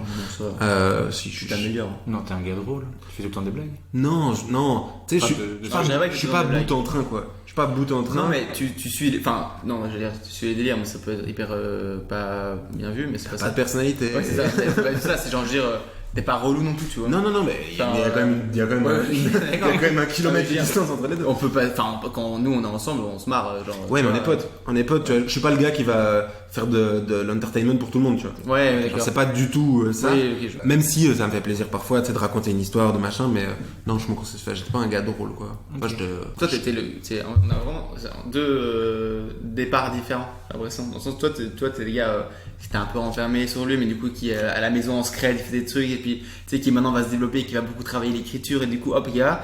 Et moi, c'est le mec qui a toujours utilisé l'humour, et du coup, qui utilise ça dans la vie de tous les jours, et même maintenant sur scène, tu vois. J'ai l'impression qu'il y a deux, tu sais, c'est un peu Ouais, les deux possibilités pour arriver au stand-up. pour un humoriste, quoi. C'est soit t'es un peu sur toi, et du coup, en fait, t'as réfléchi à plusieurs trucs, et en fait, tu vas arriver avec peut-être un axe et un propos différent. Parce que t'as eu le temps de réfléchir et t'as eu le temps d'être renfermé sur toi. Là où t'as les autres qui vont juste profiter de l'aisance qu'ils ont développé toute leur vie, tu vois. Ouais, c'est ça, ils ont toujours été comme ça. Donc, quand on dit qu'ils font de la scène, on n'est pas étonné En plus. que des gens plus stressés, plus timides au départ. Moi, les premiers, enfin, ceux qui me connaissaient pas que je faisais du stand-up, quand je dis que je faisais ça, ils font, tu fais du... Ouais. Quoi? Qu'est-ce qui s'est passé? C'est pas normal. Et tu fais fais ça bien. Tu pleurais là, Ben, Non, ouais. oui. Mais après, avec mes potes, je suis beaucoup plus à l'aise. Genre, justement, je parlais d'eux, mais mon groupe de potes quand j'étais en secondaire, avec eux, on s'amusait bien. Et là, j'étais beaucoup plus à l'aise. J'avais cette aisance que j'ai pu après développer dans l'impro, dans le machin, enfin dans tout ce que j'ai fait après. Mais c'est clair que non, sinon non. Et niveau votre entourage, vos parents, frères et sœurs, est-ce que ce sont aussi des gens drôles? La mère de Nikos est très très drôle. Ma mère, j'allais dire ma mère de Nikos. Ma mère, elle m'a beaucoup. Je pense que ma répartie et mon côté un peu clash ou quoi, ça vient de ma mère. Ouais, parce que c'est ma clair. mère, elle est très réacte en fait. Moi, je me rendais même pas compte. Non, mais règle dans le bon sens, hein, pas. Oui, non. Mais genre, une fois. Tu vas prendre faire comme ça. Non, il y a un. Et c'est un exemple dont je me souviens. J'avais un pote à l'époque qui venait et il avait une cicatrice sur le front. Ok. Et si il s'était pris un poteau, bon, voilà, c'était pas le poteau le plus aiguisé, mais il s'est ouvert. Je lâche des expressions à moitié. Bref, il avait une cicatrice sur le front et ma mère le voit pour la première fois. Elle ouvre la porte, elle voit sa cicatrice, elle dit si jamais tu casses un truc dans la maison, je t'en fais une deuxième. Et genre, je me suis dit ok d'accord, c'est pas de bonjour, tu vois. Ça s'appelle du harcèlement, ça, Nikos. C'est ça en fait, c'est pour ça qu'elle est en prison. Non mais genre niveau répartie, je pense que ma mère m'a beaucoup donné, tu vois. Mon père, il a un humour de daron, je crois. Ouais. Tu vois, je sais sa meilleure vanne, ça veut dire sa blague, quand il l'a fait, il est mort de rire, il la connaît. Et il dit, tu connais la différence entre l'école gratuite et l'école pour rien? Moi, j'étais à l'école gratuite et toi, t'étais à l'école pour rien. C'est ça. Et il est mort de rire. Waouh. Je te jure, c'est vrai. Et Moi, je pense que c'est pas une blague, je pense qu'il essaie de faire passer un message, Ouais. mais. Et après, il rit C'est derrière, ça, mais c'est ok. pour pas pleurer. ah merde. Bah mais du coup je pense que c'est mais non je crois qu'il est non je pense qu'il est drôle mais c'est pas drôle je sais pas C'est pas trop le qui fait rire. non mais oui mais c'est ça c'est pas drôle recherché ou quoi Mais il est bon ambi ton daron. ouais voilà c'est ça tu vois il est bon ambi mais c'est pas lui qui va te trouver des bonnes vannes et te fait une vanne t'es en mode ah bâtard c'est une bonne vanne Ok, ouais. Il veut bien faire. il veut bien faire et il a un humour de daron tu vois je pense que c'est pas quelqu'un qui a été éduqué à l'humour en soi Il rigole en depuis le haussant début, les tu vois. épaules, son père. Ouais et quand il rigole pas il a les bras croisés Ouais. et il faut savoir qu'il est grand chauffe Grand, baraque c'est pas le terme, mais. mais il est pas grand gros t'as dit Non, grand, c'est pas le terme. pourquoi c'est pas le tien il est pas grand Il est pas très non, il grand. est pas très grand. En fait, pour moi, quand j'étais petit, il était grand. C'est Mais que vous êtes maintenant, deux il est géants aussi, faut préciser. grand. Mais oui, il fait 1m86, je crois. Donc, C'est pas grand pour nous. Grand, ouais, ça. Attendez, juste pour les gens qui. Parce que c'est que audio, moi je fais 1m87, Nikos tu fais. Moi, j'étais 2m10. Les gens ils se disent ah ouais, ouah. Ça va pas du tout avec son corps. Non, je fais 1m90. 1m90. Moi, maintenant 4. Ah, ok, voilà, c'est une information super Voilà, importante c'est- pour un podcast audio, mais Mais voilà. par contre, dans l'humour, parce qu'on parle de la taille, Mhm. je trouve que c'est parfois handicapant d'être très grand. Ah ouais? Bah, tu joues parfois sur des scènes Ah oui. où vraiment ils voient ta bite, quoi. Ouais. Tu sais, Moi je me genre- suis cogné la tête sur 2 ou 3 scènes. Ah ouais, non, mais Ah ouais. l'enfer, vraiment, j'ai joué sur. Mais t'as joué là aussi, au Boudu, avec Léandre. C'est vrai qu'avec la. Ouais, et c'est hyper bas, et les gens sont hyper proches, et vraiment, tu sais, tu sais pas comment réagir. Ouais. Physiquement, c'est difficile, donc moi j'ai un peu ce truc de je vais un peu m'abaisser. Trop vite, ouais, pour Ah ouais, non. Il y a des endroits où tu joues dans des caves, tu sais que tu peux pas lever les mains. Donc si t'as des gestes qui Ah ouais, vont vers ouais. le haut, tu les fais à Il y en a, côté, quoi. il a pété le mur. Bah, justement là-bas, il avait le micro, il a fait une vanne où il lève C'était les qui bras. Ouais. Je sais plus, c'est un grec. Giovanni. Non, ah oui, c'était moi, putain, je suis faux. Mais non, je sais plus c'est quoi son prénom. Désolé, très sympa, mais je me souviens plus. Et il avait juste levé les mains et du coup il a tapé le micro sur le plafond, ça fait un gros bruit et tout. T'es là, ok.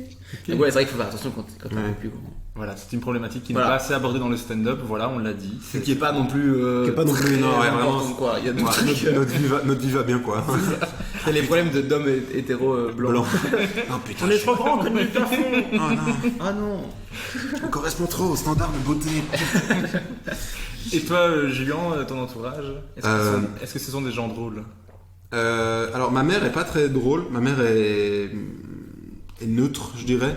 Ma mère est neutre, Mais elle rigole. mais elle rigole. Ouais. Ok. Ma mère, elle rigole. Ma mère rigole. Ça c'est cool. Ma mère est neutre, mais elle rigole. Genre, elle est sensible à l'humour, elle est sensible à l'esprit. Ma mère, quand elle a été voir le spectacle de Guise, c'était fou dans sa tête. Vraiment, c'était fou. Ah ouais. Là où mon père, par exemple,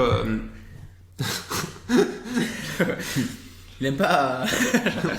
mon père, c'est un homme, pareil, en fait, hyper jovial, Mon père a été géo au Club Med.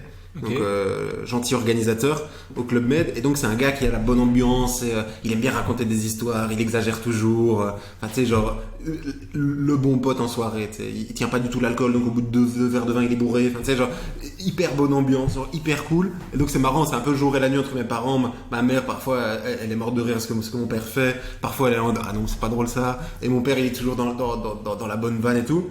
Après, c'est pas, il va pas, par exemple, lui, ils ont été voir le spectacle de Guise ensemble, et Guise m'a dit à la fin du spectacle, ton papa, c'était le monsieur là-haut qui croisait les bras. Ah, je dis, oui, c'était lui, le monsieur là-haut. Parce qu'il est moins sensible à ça. Mon père, il est gaulerie, mais il est moins sensible au travail, quoi. Je sais que, moi, j'ai fait de l'improvisation pendant 10 ans, il a jamais kiffé aller me voir en impro, quoi. Il trouvait ça sympa et tout, mais il comprenait pas ça, c'était pas ça le moment drôle pour lui, quoi. Par contre, avec ses potes et tout, c'est toujours c'est des soirées jusqu'à 5h du mat où il rigole. Ton père est déjà venu te voir sur scène? Ouais, bah justement, il est venu me voir 2 fois. Il m'a vu 2 fois. Une fois parce que c'était le jour où c'était mon anniversaire et je faisais MC sur scène, et du coup je leur ai dit c'est mon anniv, mais je fais MC, ce serait cool que vous soyez là. Donc là il était là. Bon, je faisais MC, donc en Oui, vrai au Black Sheep. pas vraiment au Black Sheep. Tous les derniers mardis du mois. Enfin, on sait pas encore, peut-être ça va changer, pas avec la nouvelle saison.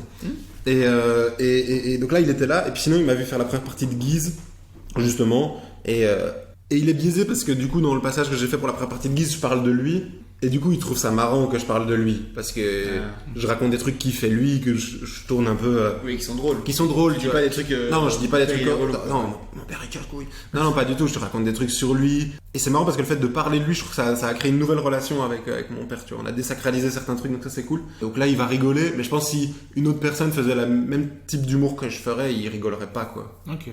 Il rigolerait pas. Et ma mère est pas du tout objective sur moi. Vraiment, Bah oui. pas du tout. Ok. Vraiment pas du tout. Ma mère, j'ai des vidéos d'elle qui me filme quand je joue. Genre, elle est venue voir le KCT une fois. Et tu vois qu'elle rigole et tu vois la caméra bouger. Donc vraiment pas objectif. Mais des personnes charmantes. Bisous. Mais, moi, ce que je me demandais si ton père a déjà été voir, parce que moi, il était déjà venu aussi. Et là, récemment, il est venu il y a pas longtemps. Et il est venu voir un 20-20-20 à Saint-Etienne. Mais ça, c'était pas ouf. Tu sais qu'après, je sais pas si je peux dire ça. Mais après la date, on s'était appelé et il me dit ouais, Avignon, tu prépares bien et tout. Je suis là ouais, on verra, non, ça devrait aller et tout. Puis on parle de l'année prochaine parce que normalement j'arrête mes études et tout, donc tu sais, il y a un changement et donc voilà, il faut que je m'y mette bien. Il faut parce que je vois pas beaucoup d'amélioration depuis. Voilà, je te jure, ça m'a mis une balle, putain.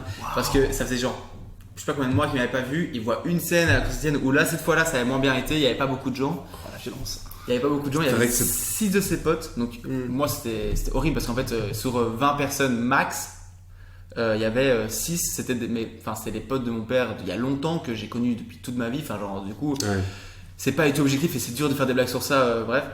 Et du coup, le coup du ouais, je vois pas beaucoup d'amélioration, il m'a bien flingué quoi. Et j'étais là, ouais, tu peux pas juger tout mon travail de 1 an sur une scène, tu vois. Genre, ouais, mais surtout c'est une scène hyper particulière. Il y avait ce gars qui. Ouais, en plus il y avait un gars chelou. Qui parlait, qui interagissait réellement avec les gens quoi. Et genre, à un moment donné, je suis remonté sur scène, alors que je faisais pas MC ou tout ça, mais je suis remonté sur scène en lui disant, viens, on fait un jeu. Si tu parles, tu payes un verre à tout le monde quoi. Ok. On est arrivé là quoi. On est arrivé là tellement il faut était. trouver un stratagème pour que. Les Dexter, c'était calme quoi faire. Ok. Mais, et du coup, pour juste terminer un truc, c'est que je trouve que les parents, c'est quand même un truc. Tu sais, moi, j'étais sur scène, c'était pour mon spectacle, avant d'aller partir à Avignon, où je jouais et mon père était au premier rang sur le côté.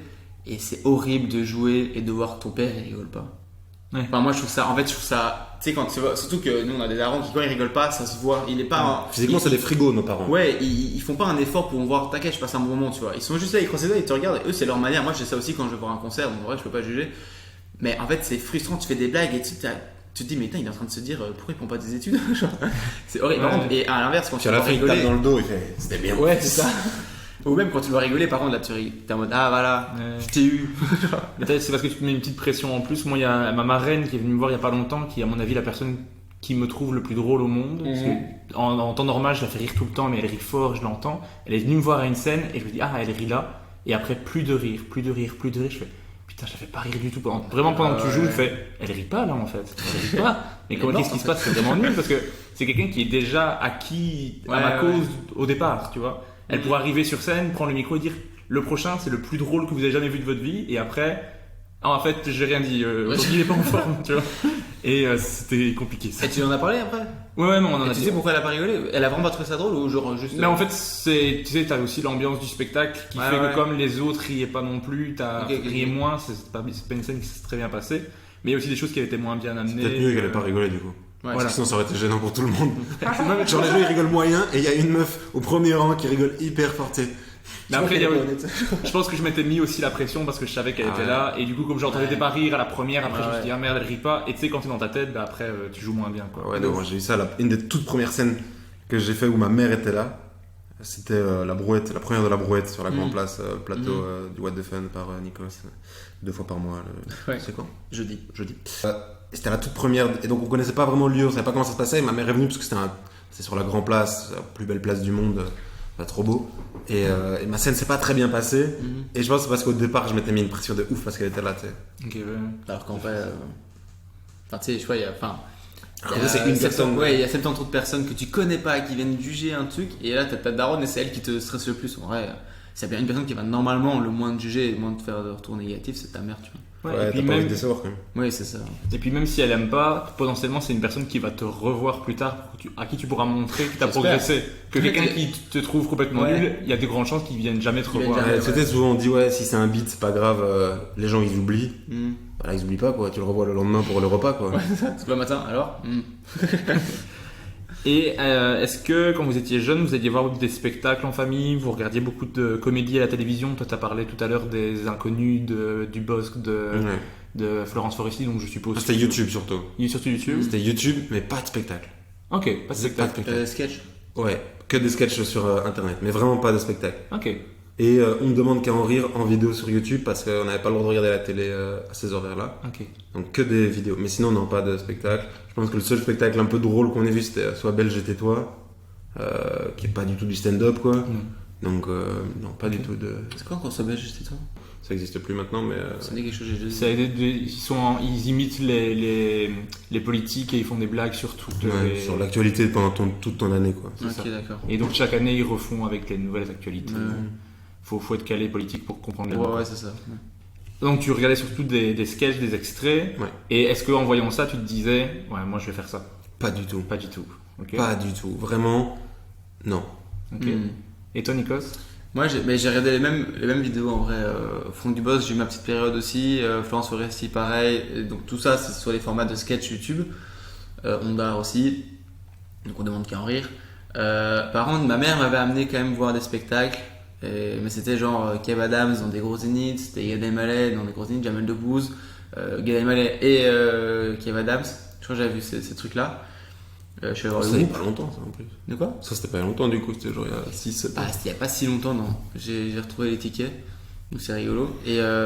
Et moi, je sais que c'était dans cette. Je crois, je sais pas si j'avais déjà ça un peu avant, mais en tout cas, je sais déjà qu'à 16 ans, j'avais l'envie de faire du stand-up, parce que j'ai retrouvé un mail que j'ai envoyé à Kev Adams, Oh, où je dis Trop mignon. Je peux avoir des conseils, s'il te plaît? ah, trop cool. Et avec plein de Il avait photos et répondu? tout. Bah non. Mais non, mais après, je vois le mail, en fait, c'est mieux. impossible qu'il réponde. Ouais. Non, mais parce que Je l'avais trouve ce envoyé mail-là- à kevadams. Ouais, mais alors déjà, je sais même pas à qui j'ai envoyé ce mail, mais genre, mais non, tu sais qu'une fois, j'étais rentré en contact avec des gens, hein. Mais bref, en fait, maintenant que je fais un peu du stand-up, que je vois mon mail, pas Nayotis. mais qu'en fait, je vois tout ça, je me dis, il aurait rien pu répondre. Qu'est-ce que tu veux répondre à donne-moi des conseils, j'ai 16 ans, je vais commencer, enfin, genre, avec des fautes d'orthographe, avec des trucs, à part dire, Apprends à écrire d'abord. bah ouais, c'est ça. Et genre, va jouer dans des comédie clubs. Enfin, bon, tu vas pas avoir un conseil comme ça de Kev Adams, tu vois, qui à l'époque était quand même une Et t'as Kev star, Adams, en fait, hein. hein. Ouais, c'est ça. C'est Mais beau on l'histoire. a- Maintenant, tu fais MC parfois dans son lieu. comédie club. Et surtout, en fait, quand j'ai fait mon premier concours d'humour radio, qui était organisé par Kev Adams, je lui ai dit, Sur Fun Radio. sur Fun Radio, ouais, je lui ai dit, ouais, je t'ai envoyé un mail, t'as jamais répondu. Il a dit ouais, je sais, tu m'en souviens. Je l'ai Il dit ouais je l'ai vu. Ouais, c'est ça. D'ailleurs, je voulais t'en parler. Il me dit, non, mais je t'ai répondu. Quoi? Il y en a un échange en fait. Et donc, voilà. Mais donc, oui, moi j'ai découvert le stand-up en tout cas dans des grosses salles style Zénith, machin. C'est ça que j'allais voir en tout cas comme spectacle. Quoi. Et est-ce que vous avez fait du théâtre et de l'improvisation? Donc Julien t'a Oui. dit que tu en avais fait de l'improvisation pendant 10 ans, t'as dit? Ouais, Et t'as fait aussi du théâtre? ouais. 4 ans quand j'étais en secondaire. Athénéroal de Rixensart représente. RPZ. Technique de transition. Voilà. Et toi Nikos? Moi j'ai fait du théâtre aussi durant en fait je crois toute ma scolarité de primaire secondaire. Ok. Non, pas régulièrement mais tu sais le truc que tu fais un peu en hobby donc c'est genre 1 heure par semaine avec des cours de théâtre que tu as à l'école et trucs. Donc c'est comme ça que j'ai découvert un peu la scène et le théâtre et j'avais bien kiffé en quittant les secondaires, j'ai repris des cours.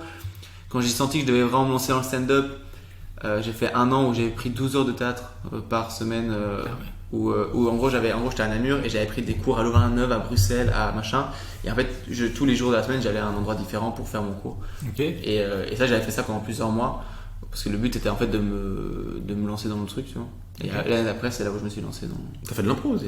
et j'ai fait de l'impro à Namur du coup 1 an et j'ai trop kiffé et j'aimerais reprendre Alors ça c'est un mensonge parce qu'en vrai on n'a pas le temps. mais je sais Je suis vraiment l'impression. ouais mais ça aurait été trop cool parce que j'aime vraiment bien non en vrai c'est chiant parce que déjà même Ça si prend tu un fais- temps fou et en plus, Ouais.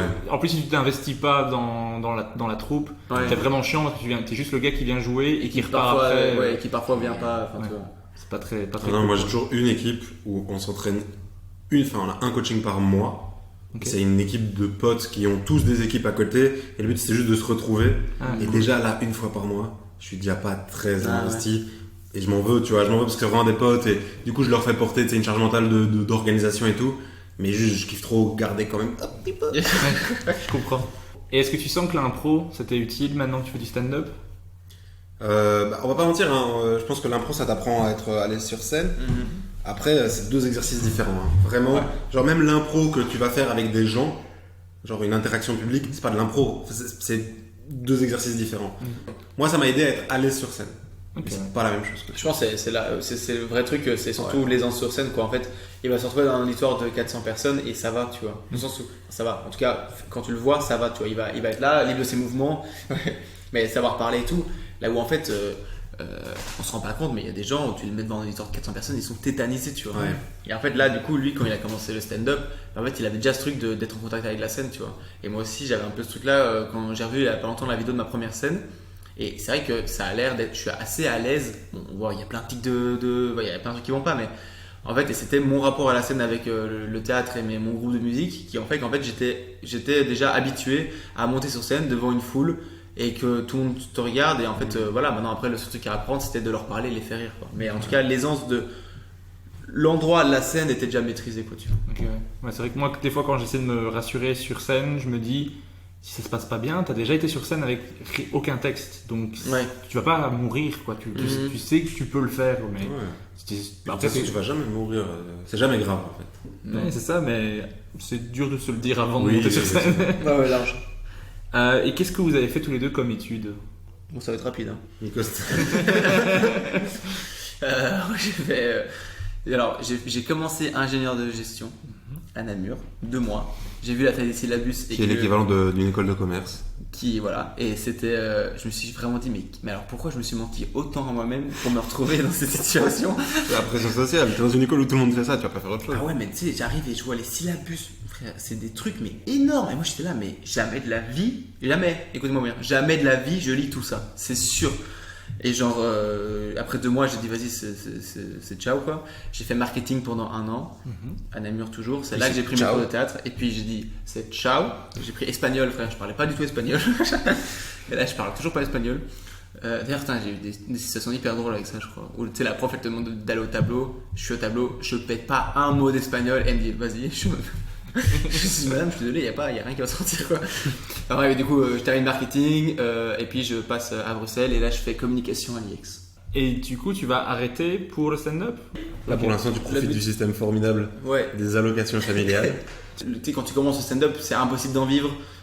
C'est temps de se mettre dans le milieu. Il faut juste aussi que le milieu grandisse. En Belgique, il y a 3 ans, c'était pas comme maintenant, tu vois. Donc, et en vrai, les études ont quand même été assez complémentaires. Je pense que toi, c'est l'IEX en communication et donc c'est quand même, mine de rien, s'il y a des études à faire, je pense que c'est celles qui sont assez complémentaires, tu vois, parce que tu apprends à gérer un logiciel de montage, un truc pour faire des podcasts, tu apprends à faire des photos, puis après il y a tout le côté juste communication, tu vois, et puis même gestion de projets, d'événementiel, tout ça. Donc c'est intéressant, c'est cool. Moi, c'est juste que le format d'études ne me correspond pas. J'ai remarqué depuis le début de ma scolarité, j'ai jamais été dans ce délire-là. Et ça voilà. Du coup, je pense que voilà, ça m'a quand même appris des trucs. J'en ai quand même tiré du positif, mais je sais que mon but final est de faire du stand-up. Donc, ouais, l'année prochaine, je vais essayer de me lancer à fond dedans et on verra quoi. En tout cas, pas te lancer à fond dedans, tu vas plus avoir ce filet de sécurité parce que t'es déjà à fond dedans. Oui, je suis déjà à fond dedans. En tout cas, voilà, je l'accepte et je prends confiance en mon projet, quoi, en gros. Cool. Voilà. C'est trop bien. Moi, j'ai fait de l'économie, voilà.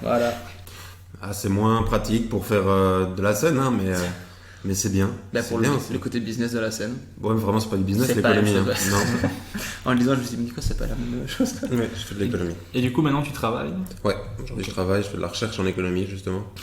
Voilà. On sent On sent la passion. Ouais, bah, vous savez, non, c'est cool, c'est intéressant, mais c'est pas du boulot de faire une thèse. La partie que je préfère, c'est donner cours. Je le dis parce que mon promoteur parle allemand et n'écoutera sans doute jamais ce podcast. Ou alors ça serait bizarre et je le salue. Mais en vrai, la recherche, j'aime bien, c'est cool et tout, mais l'esprit est ailleurs. L'esprit est au stand-up. Bah d'ailleurs, on y arrive. Comment vous êtes arrivé à faire du stand-up? Comment vous vous retrouvez à faire votre première scène et comment ça se passe? Premier confinement, je suis à t'as fait une petite scène avant, t'as dit? Non, premier confinement, j'ai rien fait. Ok, Premier confinement, j'ai rien fait. Ok. Et je suis. Tu vas être le cliché du gars qui a commencé Non, avec pas le du tout. confinement. Non, en fait, ça me saoule ça. En fait, je connaissais déjà Rudy. Du What the Fun. Et il me disait déjà mais fais du stand-up. Et moi, j'étais vraiment là. Alors, vraiment, moi, je fais de l'impro, mais me mettre tout seul et mettre en péril mon ego, c'est mort, quoi. Genre, trop peur, tu vois. Et puis, je consommais beaucoup. Là. À l'époque, je consommais vraiment beaucoup de stand-up. J'allais déjà voir des spectacles à Paris, machin. Puis, je me suis dit, mais en vrai, il y a un monde que tu peux trouver où ça peut être cool à faire. Et j'en parle à Rudy. Premier confinement, je consomme énormément de stand-up avec ma coloc de l'époque, Clarisse. On consomme vraiment beaucoup de stand-up. Et on commence à écrire des trucs. Pas forcément stand-up, mais on écrit. Pour le plaisir, pour faire passer le temps. Et puis fin du premier confinement, je me dis, vas-y, la vie elle est trop courte, essaye au moins. Juste essaye, c'est marrant, tu vois. Je fais une scène, deuxième confinement. Et puis la suite, vous la connaissez. Pas parce que je suis pas connu, mais après j'ai compté. Ok, mais ta première scène, donc c'est 6 minutes à Los Amois. Ouais. Comment ça se passe? De quoi tu parles? Alors, bien. Bien, parce que moi j'ai une théorie, c'est que une première scène, ça se passe toujours bien.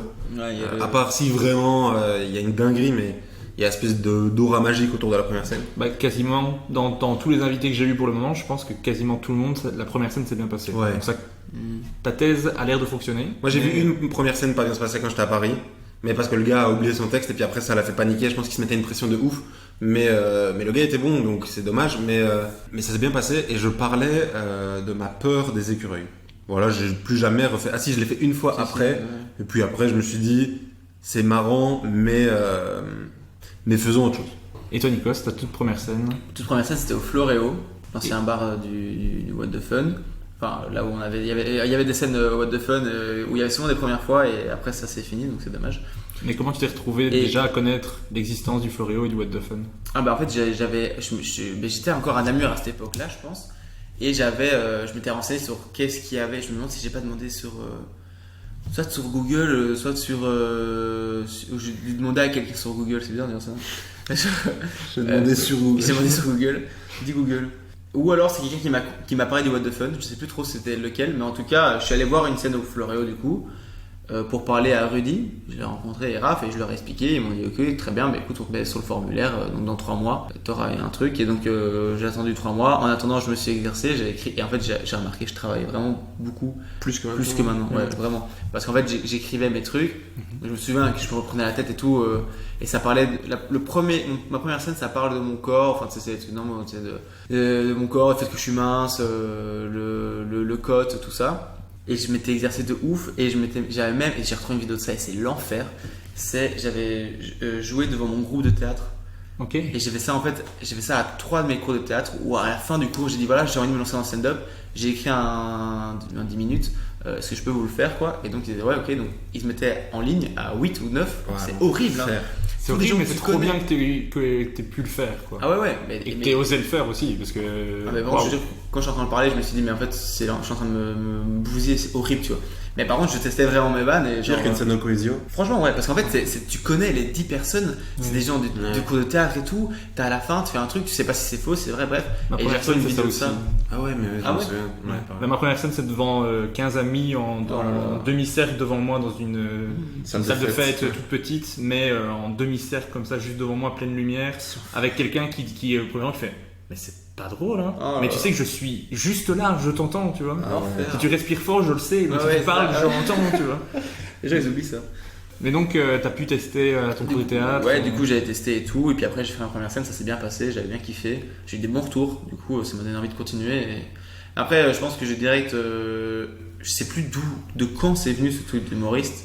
Mais c'est vraiment. Ça fait longtemps quand même que je sais que j'ai envie de faire ça, quoi. Ok. Et après cette première scène, ça s'est enchaîné comment pour vous? C'est très graduellement, moi. Bah moi, confinement. Ah, du coup, ouais. Confinement, et puis après, très vite en vrai.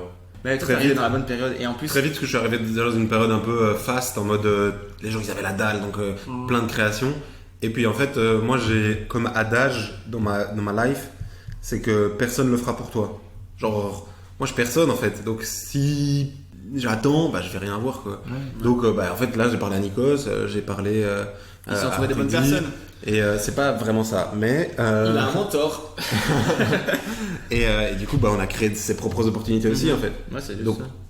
donc en fait tu y joues, puis t'invites des gens, puis les gens bah du coup ils te voient, et puis du coup t'es invité, puis tu parles aux gens, Ouais, puis ça, tu fais des potes, tu machin. fais des potes, Ouais. voilà. Puis t'es super sociable et du coup, tu t'arrives à avoir des. à On faire en a des déjà contacts. parlé, ça Ouais. c'est une théorie différente. C'est une théorie que j'ai, mais clairement, t'es dans le stand-up depuis du coup le confinement et tu Ouais. connais plus de gens que moi, t'es pote avec plus de gens que moi. Oui, T'es- tu parles beaucoup, t'aimes bien. T'es sociable. Et t'es- Ouais, c'est- Oui, mais parce qu'on a des choses à se dire, tu vois. Genre là je sais de quoi je vais parler. Genre si on va sur un autre sujet, je vais pas du tout kiffer. Genre je Ok, ouais. déteste parler avec les gens en dehors de la scène. Genre les gens du public. Je le fais quand je fais MC parce qu'en fait ça fait partie du boulot, tu sais, d'aller trouver les gens, nanana. Mais sinon je déteste ça. Les gens qui viennent te trouver après une scène et qui parlent et tout en mode ah oui, horrible. Ok, ouais, je Ah, et pourtant il faut le faire. Hein, Mais t'as cette capacité quand même à aller vers les gens pour aller leur parler des trucs Ouais. de scène et tout que Moi, je fais pas ça. mais Même avec des gens que je connais bien. Tu vois. Si tu le fais, sauf que tu le fais différemment. Oui, mais par Tu le fais exemple, tu avec vois, un micro, là. jamais j'irai voir un humoriste que je connais et lui parler de faire sa première partie, par exemple. Pour moi, c'est impossible de faire ça. Et pourtant, je le connais. Ça, je le fais pas, à part avec les gens que je connais vraiment bien. Genre, je l'ai fait avec Florent, Gaëtan, Nikos et Sacha. C'est tout. Ok, ouais, mais tu vois, par Et exemple, Dena aussi, Dena. Ino, je le connais depuis genre 2015 et je lui ai demandé une fois pour une première partie par message et j'étais en panique. Oui, il t'a dit oui. Oui, mais voilà. tu vois, c'est pour te dire à quel point Peut-être dans le Ouais, jeu, c'est juste j'admire pour ce truc-là, je trouve ça super chouette. Ouais. Hein. Moi, pour moi, c'est un point positif de ouf. Non, bien sûr, bien sûr. Mais en fait, si toi tu le fais pas, bah ce sera Nikos qui aura ta première partie, ça. tu vois. Oui, bien sûr. Et voilà. Ah ouais, mais j'admire Ouais, ce y a truc-là, ce quoi, c'est cool. Mais du coup, ça s'est enchaîné rapidement après. Ouais. T'as fait vraiment beaucoup de scènes parce que moi j'ai regardé tes réseaux sociaux pour regarder un peu des infos et tout ça. Et je voyais 2021-2022, t'as pour chaque mois, t'as plusieurs dates et vraiment pas mal, quoi, c'est cool, quoi. Et toi, Nikos, après ta première scène? Bon, après la première scène, j'ai pris vraiment le chemin normal, dans le sens où ça s'est enchaîné petit à petit. Je me souviens qu'il y a eu le concours du Next Prince, pas très loin après, parce que j'ai commencé en... Ah mais non, quoique. Moi j'ai commencé en avril, c'était ma première date, 19 avril 2018. Et je crois que j'ai fait l'édition hiver, donc ça devait être en septembre le Next Prince. Octobre, septembre. Donc ouais, en fait, et après, moi je sais que mes scènes elles étaient hyper espacées. Il y a eu juste une Next Prince qui a fait un peu plus. Mais après, avec le What the Fun, en tout cas, c'était une scène tous les mois ou 2 mois, tu vois. Et donc au début, c'était très lent, c'est impossible de travailler, tu vois, genre c'est un peu relou. Puis ça a commencé un peu à s'accélérer. Il y a eu le premier confinement. Quand je commençais, moi je sentais que c'était mon apogée jusqu'à ce moment, ce qui est normal parce qu'en fait ça va toujours graduellement vers le mieux. Mais à ce moment-là, je commençais à avoir les premières parties de Guise et tout. Et puis le confinement est tombé et ça m'a foutu le seum. En fait, là, j'ai l'impression de tout s'est écroulé, tout ce que je viens de construire, tu vois, depuis à peu près 1 an. Il y a eu les confinements et après maintenant ça a repris les confinements. Là, je trouve que c'est après le Covid que je trouve que c'est maintenant le vrai début, tu vois. En fait, maintenant c'est le vrai début parce que j'ai compris le système, le milieu un petit peu plus qu'avant. Il y a des scènes où tu peux travailler et puis. Et ouais, juste, c'est ça, t'as pris un peu d'expérience, et donc c'est maintenant que tu rentres vraiment dans la vraie partie du taf, tu vois. Devenir meilleur et de travailler tout simplement. Et est-ce que vous avez tenté les festivals d'humour, les concours dont t'as fait le Next Prince? T'as été jusqu'en demi-finale? Je crois qu'il paraît concours. Finale, non? T'as pas fait Demi-finale. J'ai fait demi-finale, finale et. Ouais, t'as fait Ah, finale, je croyais que t'en avais fait qu'une fois. Excusez-moi. Ah, j'ai fait 3 fois le Next Prince. Il a perdu 3 fois. J'ai perdu contre Fanny Ruet, donc ça va. Oui. Ça va, fait ça va. plaisir. J'ai perdu contre Denis Richir, donc ça va aussi. Et qui m'avait humilié d'ailleurs. C'est vrai. Et Igor, je crois. D'ailleurs, si vous voulez voir cette vidéo de Denis qui humilie Nikos, c'est toujours sur le Facebook de Denis Richir. Ouais. Et Denis est dans les anciens invités du podcast aussi, si vous l'allez écouter. En plus. On parle d'ailleurs de cette demi-finale C'est vrai dans l'épisode. Ouais. Mais c'est vrai que moi j'ai fait des festivals d'humour, j'ai fait Rochefort, Bastogne, Next Prince, je sais plus quoi, j'ai tout raté et j'ai envie d'avoir la carrière du gars qui peut dire non, il faut pas de concours pour gagner. Franchement, t'as juste fait les premières parties, t'as pas fait le Rochefort, concours. Bah si, mais je l'ai fait, mais en vrai je l'ai fait avant le Covid, enfin genre tu vois, j'étais pas prêt non plus à faire des concours en fait. T'as pas fait Namur is a Joke aussi? Non. Non. Non, t'avais pas fait les castings? Non, aussi Si, il a fait les castings, mais je lui ai dit, Nikos, tu vas pas pouvoir le faire parce qu'on a une date du KCT. Ouais. on avait un 20 et une date du KCT. C'était ça, c'était le vendredi soir, on avait Oui, c'est ça. Christiane et jeudi on avait le KCT. Et toi, Julien, les concours? Non, parce que depuis que j'ai commencé, il n'y a pas eu quoi que ce soit. J'ai juste fait les auditions pour faire la première partie à Rochefort, qui se sont bien passées. J'ai eu une première partie, c'était cool. L'expérience de l'audition était intéressante. Ouais, c'est des conditions difficiles aussi. Hein. De ouf. Ouais. Déjà, le terme audition en stand-up, c'est compliqué, quoi. Ouais. Mais c'était cool parce que ça m'a permis de faire autre chose, rencontrer des gens. C'était cool. Les auditions pourquoi? Pour Rochefort. Moi, parce que pour le MIB, j'avais fait les auditions. Et tu as déjà fait ça J'ai aussi? fait aussi, ouais. C'est l'enfer. Hein. T'es au MIB, il y a 2 personnes devant toi, Sarah et je sais plus. Et une dame. Et non, moi, il y avait que Sarah. C'était une dame dans la rue qu'elle avait pris. Non, je suis vraiment pas gentil là, mais j'ai oublié. Et ouais, en fait, tu joues devant une personne, quoi. Ouais, C'est horrible. là, dans un bureau, il y a Sarah qui prend des notes. Après, c'est parce qu'elle veut s'assurer qu'il y Tu ait... joues où toi, dans le bureau? Moi, j'étais dans un bureau avec elle qui était assise à un bureau, qui prenait des notes, et il y avait une autre dame qui était à la fenêtre qui fumait. Ah, moi aussi, elle fumait à la fenêtre. Et j'ai fait un 5 minutes devant elle. Donc moi, j'ai fait 1 heure de route pour ça. J'ai fait mon 5 minutes et elle a fait merci. Et je suis rentré chez moi et j'ai été pris, donc c'était super cool parce que après c'est une super scène chouette devant un public et des professionnels qui viennent et tout, donc ça c'est quand même assez chouette, mais le casting est vraiment dur. Wow. Mais maintenant, elle a, comme il y a beaucoup plus d'opportunités de voir les gens, elle a l'occasion d'aller voir des scènes et d'entendre un peu plus des retours. Donc, je pense que maintenant, elle ne fait pas les castings obligatoirement. Il faut pas faire ça. Il faut pas faire ça. Il faut pas faire ça. Mais elle le faisait aussi à une période où il n'y avait pas tant de scènes que ça, donc si elle voulait voir les gens. Ah non, mais c'est pas ça que je blâme, c'est l'artiste qui va se mettre dans cette situation. Ah ouais, mais tu sais, moi au début, en fait, tu veux des scènes et donc t'es prêt à faire des trucs, tu vois. Ah ouais, mais C'est pas une scène ça. Tu la comptes pas dans tes scènes. Ah non, mais par non. contre, tu sais que ça peut te donner un accès à des scènes après. Donc tu te dis, bon, Ouais. je prends sur moi pour là et après, tu savais pas, moi je savais pas que c'était comme ça non plus. ah ouais, mais On bon, m'a déjà fait une audition, je dis, ok, cool, je viens et puis je vois qu'il y a une scène, enfin tu sais, le mime quoi, une scène vide, une table et tout, et ils sont là et t'es en mode, bon bah, et vas-y. ouais, tu l'as fait au MIP, quoi. Moi, je l'ai fait. J'aurais pu le faire dans cette pièce-ci, quoi. Putain, c'est l'enfer. Moi j'étais quand même sur scène, donc ça m'a quand même. Mais en vrai, t'as ce truc de. T'as zéro rire, tu dois connaître ton texte de ouf et tout donner comme s'il y avait des rires quoi. C'est ça. Et puis à un moment pendant mon sketch, la madame qui fumait voulait rentrer. Du coup j'ai dit attends 2 secondes et donc je me mets en pause. Elle va ouvrir et puis elle revient, elle fait vas-y c'est bon. Ok. Ouais, c'est pas mal. Ouais. Et Nikos, t'as aussi fait rapidement une première chronique à Fun Radio, puis t'en as fait sur Radio Contact, puis sur Typique. Ouais. Est-ce que c'est un exercice, la chronique, qui te plaît et que tu voudrais encore refaire? Non. Non, en vrai, si, ça, je sais pas si ça me plaît en vrai. Ok. Parce qu'il y a quand même une grosse pression. Moi, j'aime pas le côté, c'est vraiment one shot, tu vois. Genre, ça passe, c'est cool, ça passe pas, bah tant pis, c'est trop tard, tout le monde a déjà entendu, tu vois. Donc, c'est un peu relou. Puis, ça, c'est plus personnel, c'est en termes juste d'autodiscipline, de savoir bien travailler mes chroniques avant de les faire.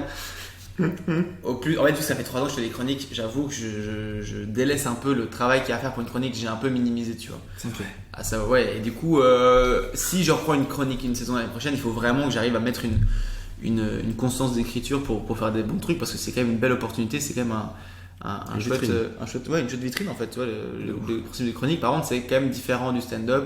Après, moi, ça te force, mais ça fait 3 ans que, allez, en plus ou moins, quoi, mais que toutes les semaines, je dois écrire un truc, tu vois. Donc en vrai, mine de rien, ça travaille ton écriture, machin, donc c'est un bel exercice, c'est de la vitrine, et j'ai eu quand même à chaque fois des chouettes expériences en soi. Bah ouais, fond. Et toi, Julien, est-ce que l'exercice de la chronique, c'est quelque chose qui pourrait t'intéresser? Ouais, voilà. Ouais, ça pourrait m'intéresser parce que en fait j'aime bien écrire et j'ai l'impression que à Bruxelles on n'a pas assez de scènes. Même si tu joues une fois par jour, ce qui n'est pas mon cas, même si tu joues une fois par jour, c'est pas assez pour vraiment travailler ton matos que t'écris. Et j'ai l'impression de parfois écrire davantage que ce que je joue, tu vois. Donc là, ça va faire 9 mois que je travaille par le même contenu de 15 minutes, mais parce qu'en fait, c'est de la musique, et donc peut-être la chronique, ça me permettrait de pouvoir faire ce que j'écris aussi, tu vois. À voir. Et vous êtes tous les deux allés jouer plusieurs fois sur Paris. Nikos, t'as joué aussi au Caustic Comedy Club en Suisse, au Redline à Montpellier. Oui. Est-ce que vous avez remarqué des différences par rapport au public belge? Est-ce que ces expériences-là, ça vous permet de progresser en stand-up quand vous quittez un peu les murs bruxellois? Mais alors, moi, c'est marrant parce que je remarque pas vraiment de différence entre les Si, il y a deux. une différence. Il y a une différence qui est, en tout cas, par exemple, quand tu joues au Paname, les gens On les codes. connaissent les codes. Oui, moi, c'est Genre, ça. t'as 5 minutes. Quand tu vas à Paris. Ouais, non, quand tu vas au Panama Café. Parce que j'ai pas joué dans beaucoup d'autres endroits. Enfin, si, j'ai fait d'autres endroits, mais au Panama Café, c'est là où ça m'a frappé le plus. T'arrives, les gens, ils ont les codes. Genre, y a pas de. Tu sais, tu dois pas arriver en mode c'est quoi le stand-up, Ouais, qui a c'est jamais ça. vu de stand-up. Même les gens qui ont jamais vu de stand-up, en fait, ils connaissent, tu vois. Ouais. T'as 5 minutes et tu peux y aller, tu vois. Ok. Alors qu'en Belgique, tu dois parfois dire voilà, ça c'est une blague, voilà ce qu'on va vivre ensemble, tu vois. Oui, t'es obligé d'expliquer tout Ouais. avant le stand-up. Ça, Qu'est-ce c'est que la c'est le grosse diff. stand-up? Et si tu le fais pas, tu te rends compte que ah merde, j'ai oublié d'expliquer c'était quoi le stand-up avant le spectacle. Ouais, ouais. Et les gens n'ont pas compris qu'il va y avoir des interactions comme certains dans le public d'Avignon. Ouais. Ça, c'est la grosse diff, je pense. Moi, je dirais aussi ça. Mais je sais pas si ça aide à progresser, mais en tout cas, c'est cool. Ouais, moi je pense que c'est plus la différence, c'est les gens qui connaissent le stand-up et d'autres pas, mais en vrai les lieux, je sais pas si on peut vraiment catégoriser Non. le public avec des lieux, tu vois. Après tout le monde a l'air de le dire, mais moi la différence entre Belgique et France, en fait tu veux autant tomber sur des mauvais publics en Belgique que des bons publics en France, Ouais, inversement, et donc en fait juste c'est des soirées où ça vient, mais à part, par contre, la seule différence c'était à Montpellier, Ok. où là c'était ouf. Moi, je vais à Montpellier normalement aussi. En Redline Ouais. c'est très cool, hein. En fait c'est en fait ça dépend. En fait non, en fait ça dépend encore. Il y a eu plusieurs. J'ai joué 4 fois là-bas. Enfin je dois jouer 4 fois, j'ai joué 3 fois. Et en fait il y a eu une, c'était ouf, mais ouf. Genre des applauses toutes les phrases presque. Wow. Genre c'était vraiment abusé. Genre limite c'était trop. et d'autres où c'était plus dur. Donc en vrai, même là, à Montpellier, ça veut pas dire qu'à Montpellier c'était cool, c'est qu'il y a une soirée où les gens ils étaient hyper chauds.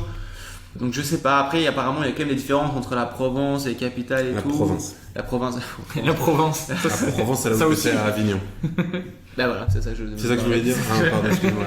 Non mais tu sais, peut-être une différence entre les capitales et autour, tu vois, où genre je sais pas, peut-être qu'il y a plus ce truc de, je sais pas si c'est des clichés ou pas, mais tu sais qu'il y C'est a des moins de clichés. soirées et du coup je sais pas, ils donnent plus ou ils sont moins stressés ou j'en sais rien. Peut-être ça joue un petit peu, mais moi j'ai pas. Mais après, la vérité, enfin, moi je suis MC au Black Sheep, c'est que des Français dans la salle. Hein. Donc Ouais. en vrai, Ouais, c'est ça. à Bruxelles, le public, il y a aussi plein de Français. Donc d'ailleurs, nombreux sont les humoristes qui en rigolent du fait qu'il y ait beaucoup de Français parce que Ouais. bah, c'est cool, tu vois. Mais non, je pense pas que ça change grand chose. La vraie différence, par contre, je trouve, après ça, c'est sur Paris, je sais pas pour Montpellier, par exemple, mais c'est qu'ils sont tellement qu'il n'y a pas le temps à la bienveillance, quoi. Ok, ouais. Vraiment, il n'y a pas le temps à. Donc tu parles entre humoristes Ouais, entre humoristes. Il y a pas, tu sais, c'est pas bon, on va pas te faire de retour, on va pas. Et en fait, le seul retour que t'as, ça va être les rires du public, quoi. Et c'est ça qui te fait avancer. Et ça a un côté positif et en même temps pas positif, quoi. Moi, je trouve ça trop cool d'avoir des moments de groupe, vraiment. Ouais. Parce que, bah, en fait, on est tous dans le même bateau et bien, on est un peu ensemble. Tu vois. Ouais. Ça, c'est la grosse différence. Mais sinon, il n'y a pas de différence. Hein. C'est parce qu'on était habitué à un truc vraiment cool à Bruxelles, je pense. Franchement, Ouais. c'est bien. Ouais. C'est quand même vachement bienveillant. Presque trop. En tout cas, l'expérience que j'ai moi est ultra bienveillante. Je suis sûr qu'il y a des trucs qui sont moins cool qui se sont passés, ça c'est sûr. Oui. Mais franchement, j'ai pu discuter avec tous les gens avec qui j'ai fait des scènes, quoi. Ouais. Non mais on est hyper bienveillant, hyper gentil avec les autres. Donc moi comme je disais, peut-être parfois un peu trop dans le sens où moi, je trouve que c'est un milieu où parfois il faut être honnête et dire les choses. Tu Oui. vois. Et c'est dur d'avoir un retour vrai sur ce que tu as Ouais, fait. voilà. Surtout les débriefs, quand on faisait des débriefs au What the Fun par exemple, c'est à la fin des scènes pour expliquer, en gros, on se mettait tous donc tous les humoristes qui avaient joué le MC, on se mettait autour d'une table, on disait voilà, comment ça s'est passé, comment vous avez aimé la scène, nous tout le monde parlait et disait moi j'ai bien aimé, moi j'ai pas trop aimé, machin, et puis on disait ok, moi ce que je te conseille c'est ça, et tu sais, on faisait un retour sur les gens. Mais il n'y avait jamais des vraies critiques, tu vois. Moi, j'avais fait ma première scène, on m'a dit non, c'était trop bien et tout. On m'a que saucé, je suis là, mes frères, c'est ma première scène. Si maintenant tout va bien, dites-moi des trucs que je retravaille, tu vois. Genre. Ouais. Et donc, j'étais un peu frustré de ça au début, je me souviens. Toujours maintenant. Et je voulais rajouter un truc avec Paris. Moi, j'ai vraiment marqué ça quand je suis parti un mois et j'ai joué du coup sur des plateaux où je connaissais jamais les gens ou alors je les connaissais vite fait et tout. Et en fait, à la fin, t'as un truc ça te manque un peu de connaître des gens. Et tu sais, c'est le premier mois où j'ai remarqué ça, que c'était vraiment un taf. Parce qu'en fait, je venais, il n'y avait pas de plaisir, c'est juste je venais, je faisais mon taf et donc je kiffais sur scène. Mais avant, après, il n'y avait pas spécialement de cool trucs. Et c'est là que ça m'avait manqué à Bruxelles de arriver et avoir que des potes sur ta line-up, c'est trop cool en fait, tu vois. Et là, quand tu fais que un mois en dehors de ça, t'as plus tes repères, tu connais pas les gens, c'est moins fun et tout. Et donc, c'est vraiment le côté de travail qui revient de bah oui, en fait, c'est pas que pour le kiff, là tu viens de travailler, tu vois. Ok. Moi, j'ai eu de la chance comme ça, pour ça. Quand j'ai joué à Paris, là, une semaine en juin, où je jouais tous les soirs, plusieurs fois et tout, à chaque fois, il y avait des gens que j'avais déjà rencontrés quand ils étaient venus en Belgique. Ok. Genre à plein de reprises, j'avais genre Adrien Montoschi sur le plateau. Ouais. Du coup, c'était cool, tu sais. Du coup, T'as c'est pas cool, ok, c'est bon, je connais quelqu'un. Et jusqu'à maintenant, quelle a été votre pire et votre meilleure scène? Meilleur, ça va être dur à dire. Pire, ça va. Non, quoique. Moi, je pense je crois qu'une de mes pires scènes, c'était justement sur ce plateau où j'avais été invité par Nathan et Léandre à Paris, au Boudu, où toi t'as joué, où ça s'était hyper bien passé. Ils font la chauffe. Et je sens que c'est tendu, tu vois. Il s'est passé genre plusieurs dingueries avant le plateau. Un gars, où on parlait dehors, il nous a dit « Excusez-moi, mais j'aimerais bien que vous parliez moins fort. » Genre comme, tu sais, genre, les astres n'étaient pas alignés. Tu sentais l'ambiance un peu bizarre. Ouais. Et il fait la chauffe dure. Mais dure. Et moi, je passe premier. Je suis grand sur le plateau. Je sais pas comment me mettre physiquement, machin. Ça sent la chicha fraise dans la truc. Et vraiment, j'ai pris un bide. Oh là là là là là là là. Et derrière, les humoristes, ils ont pas pris des bides, mais c'était pas la soirée, genre, les gens ils sont pas sortis en mode, passez une bonne soirée. Ils sont sortis en mode, je passe une soirée, quoi. C'est déjà un peu rassurant. Parce que quand tu fais vraiment un beat complet et que tout le monde cartonne, là c'est compliqué. Ça pique, Tu te ouais. dis, Mais c'était très cool parce que, en fait, du coup, j'ai rencontré des gens vraiment, puis on a pu vraiment parler, on a passé la soirée ensemble, on a bu un verre et tout, donc c'était pas un mauvais souvenir, tu vois. Je suis pas rentré chez moi en mode, mais c'est vrai que tu te dis, putain, moi je viens à Paris pour jouer, puis c'est ça qui se passe à l'enfer, tu vois. Là, moi, je dirais, c'est pas non plus la pire et tout, mais là maintenant, c'est ça qui m'est venu. Parce que sinon, je pense à Rochefort, l'audition, mais tu sais, c'est un peu la triche, c'est une audition, il y a 15 personnes, c'est d'office compliqué, et puis, mais c'était vraiment l'enfer aussi, ça.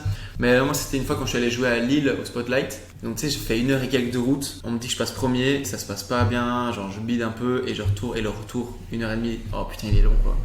fait, t'as tout le temps de te. Là, j'étais pas bien. Genre, je fais une story avec une musique triste, donc c'est pour dire à quel point j'étais pas bien. Genre, Ça, t'as rentabilisé. du coup, il y a ce truc. C'est les retours, ils sont longs, tu vois. Quand t'es parti loin que tu bides, Quand tu dis qu'il vient de Bruxelles. Moi, chacun de mes bides est suivi d'une heure de trajet en voiture un peu triste. Hein. Après, maintenant, prochaine fois que je te vois jouer, c'est que tu bides, je penserai à ton. Je te ramène. Tu dors à la maison. Dors avec 10 minutes où tu pourras. Tu pleures sur une période plus courte. Non, mais il est horrible. Surtout que tu sais, quand c'est ce genre de truc, tu sais, l'île Bruxelles, enfin, c'est des autoroutes noires, tout droit, et t'es juste là, figé comme un ouf, t'es en mode, à tout moment, je tourne. Je tourne et je me plonge. Rien à foutre. C'est rien à perdre. Ma meilleure scène. C'est dur. C'est dur de dire la meilleure en vrai, y a pas vraiment. Ah bah si, moi j'en ai une en fait. Vas-y. Forum de Liège. Ah ouais. Juste, pas en termes d'énergie de. Donc j'avais fait la première partie de Guerre Moguise au Forum de Liège, c'était 1500 personnes, donc c'était quand même gros. Et c'était pas parce qu'en termes de moments sur scène, de retour des rires, en fait sur scène je me suis dit putain, je m'attendais à plus de rires, je m'attendais à entendre plus, tu vois. Et après ça a bien ri. Pourtant ça rigolait, non, ça a bien marché. Et en fait là par contre où j'ai pris une claque, c'était à la fin, quand les gens ils ont applaudi pendant genre vraiment, j'ai la vidéo c'est 30-40 secondes et c'est très long et t'as 1500 gens qui applaudissent. Et là j'ai vraiment senti une émotion et je me suis dit ah ok, en fait c'est vraiment c'est la première fois je crois que j'ai eu une émotion sur scène et je me suis dit ok, là c'est peu stylé. Et par contre autant t'es très haut à ce moment-là parce que les gens ils gueulent ouais machin, ils comprennent en fait, les gens ils captent que t'es en train d'être ému et donc ils accentuent, on va le faire pleurer l'enculé, genre tu vois. Toi tu vas pleurer. Ouais c'est ça, c'est vraiment ça. On a un job ce soir. Ouais, c'est comme dans les concerts quand tu vois le chanteur il regarde et tu vois qu'il commence à pleurer, les gens ça les touche, tu vois. Et du coup là je commence à être ému et tout, et par contre le switch quand tu sors de scène et que tu te retrouves solo dans ta loge, elle est hard, genre tu vois, je me suis vraiment posé devant mon miroir et j'étais tout seul et genre Je t'ai parlé. alors non, mais en vrai t'as quand même tout ce truc de te dire ok bon en fait je vais m'attendre à ça dans ma vie, ce sera ça quoi. Ça va être des moments très très hauts suivis de moments très bas et ce sera comme as tout le temps, tu vois. Et il faut s'y habituer donc C'est pour ça qu'il faut relativiser ce que tu reçois aussi. ouais c'est ça, faut pas. Mais après c'était la première fois, tu vois. Donc, oui, ce truc bien sûr. Waouh, c'est Une énorme. fois que tu auras fait un zénith tous les jours de la semaine, tu te diras. Oui voilà. Oh, vous savez. Ça va, vous savez. Ça va. Moi, ma meilleure scène, c'est dur. Attends, je réfléchis. Je pense qu'il y a des trucs que j'ai kiffé. Il y a plein de scènes que C'est pas un KCT ou un truc non? j'ai kiffé. Bah, le KCT, j'ai toujours des bons souvenirs parce que je me dis, en fait, c'est un projet qu'on a créé nous Ouais. et où je donne de la force à des. Enfin, genre, le KCT à Alma, c'est pas pour rien que j'en ai parlé, mais là, j'étais vraiment genre content quoi, de voir 300 personnes dans une salle et voir genre des copains. Tu sais, il y avait Cérine, il y avait Ino, tu sais, il y avait Guise. Genre, tu ramènes une restave et ça se passe trop bien, tu sais. Et tout le monde se régale. Gueule et tout, puis à la fin t'as des applaudissements, machin, les gens, tout le monde est content et tu te dis waouh, on a fait ça. Il y avait rien avant. Il y avait rien, tu vois. Il y avait rien et il y a toujours rien après, tu vois. Et ça c'était cool.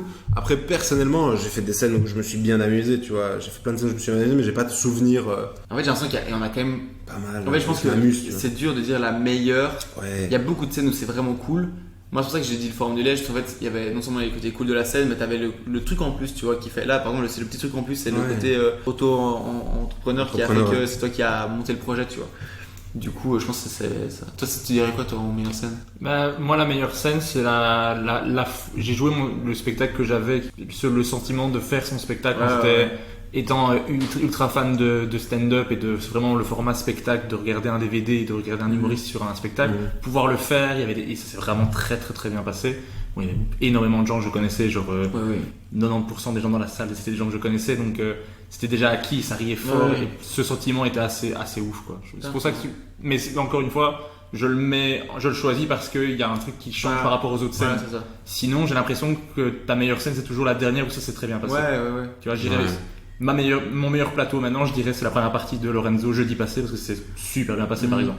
Mais la fois d'avant, je t'aurais dit le Comedy Cat il y a 2 semaines, tu vois. C'est vrai que c'était cool. Moi, j'ai un souvenir où là, c'était vraiment particulièrement bien passé et j'étais content parce que sur le line-up, il y avait quand même des artistes que je respecte beaucoup, genre Dena, Florent et tout. Et ça, c'était très bien passé. C'était sur le plateau de Fabio à Waterloo, où là, tu joues, c'est 16 minutes, je crois que tu joues. C'est hyper précis. 16 minutes, ouais, c'est précis. Je sais pas pourquoi.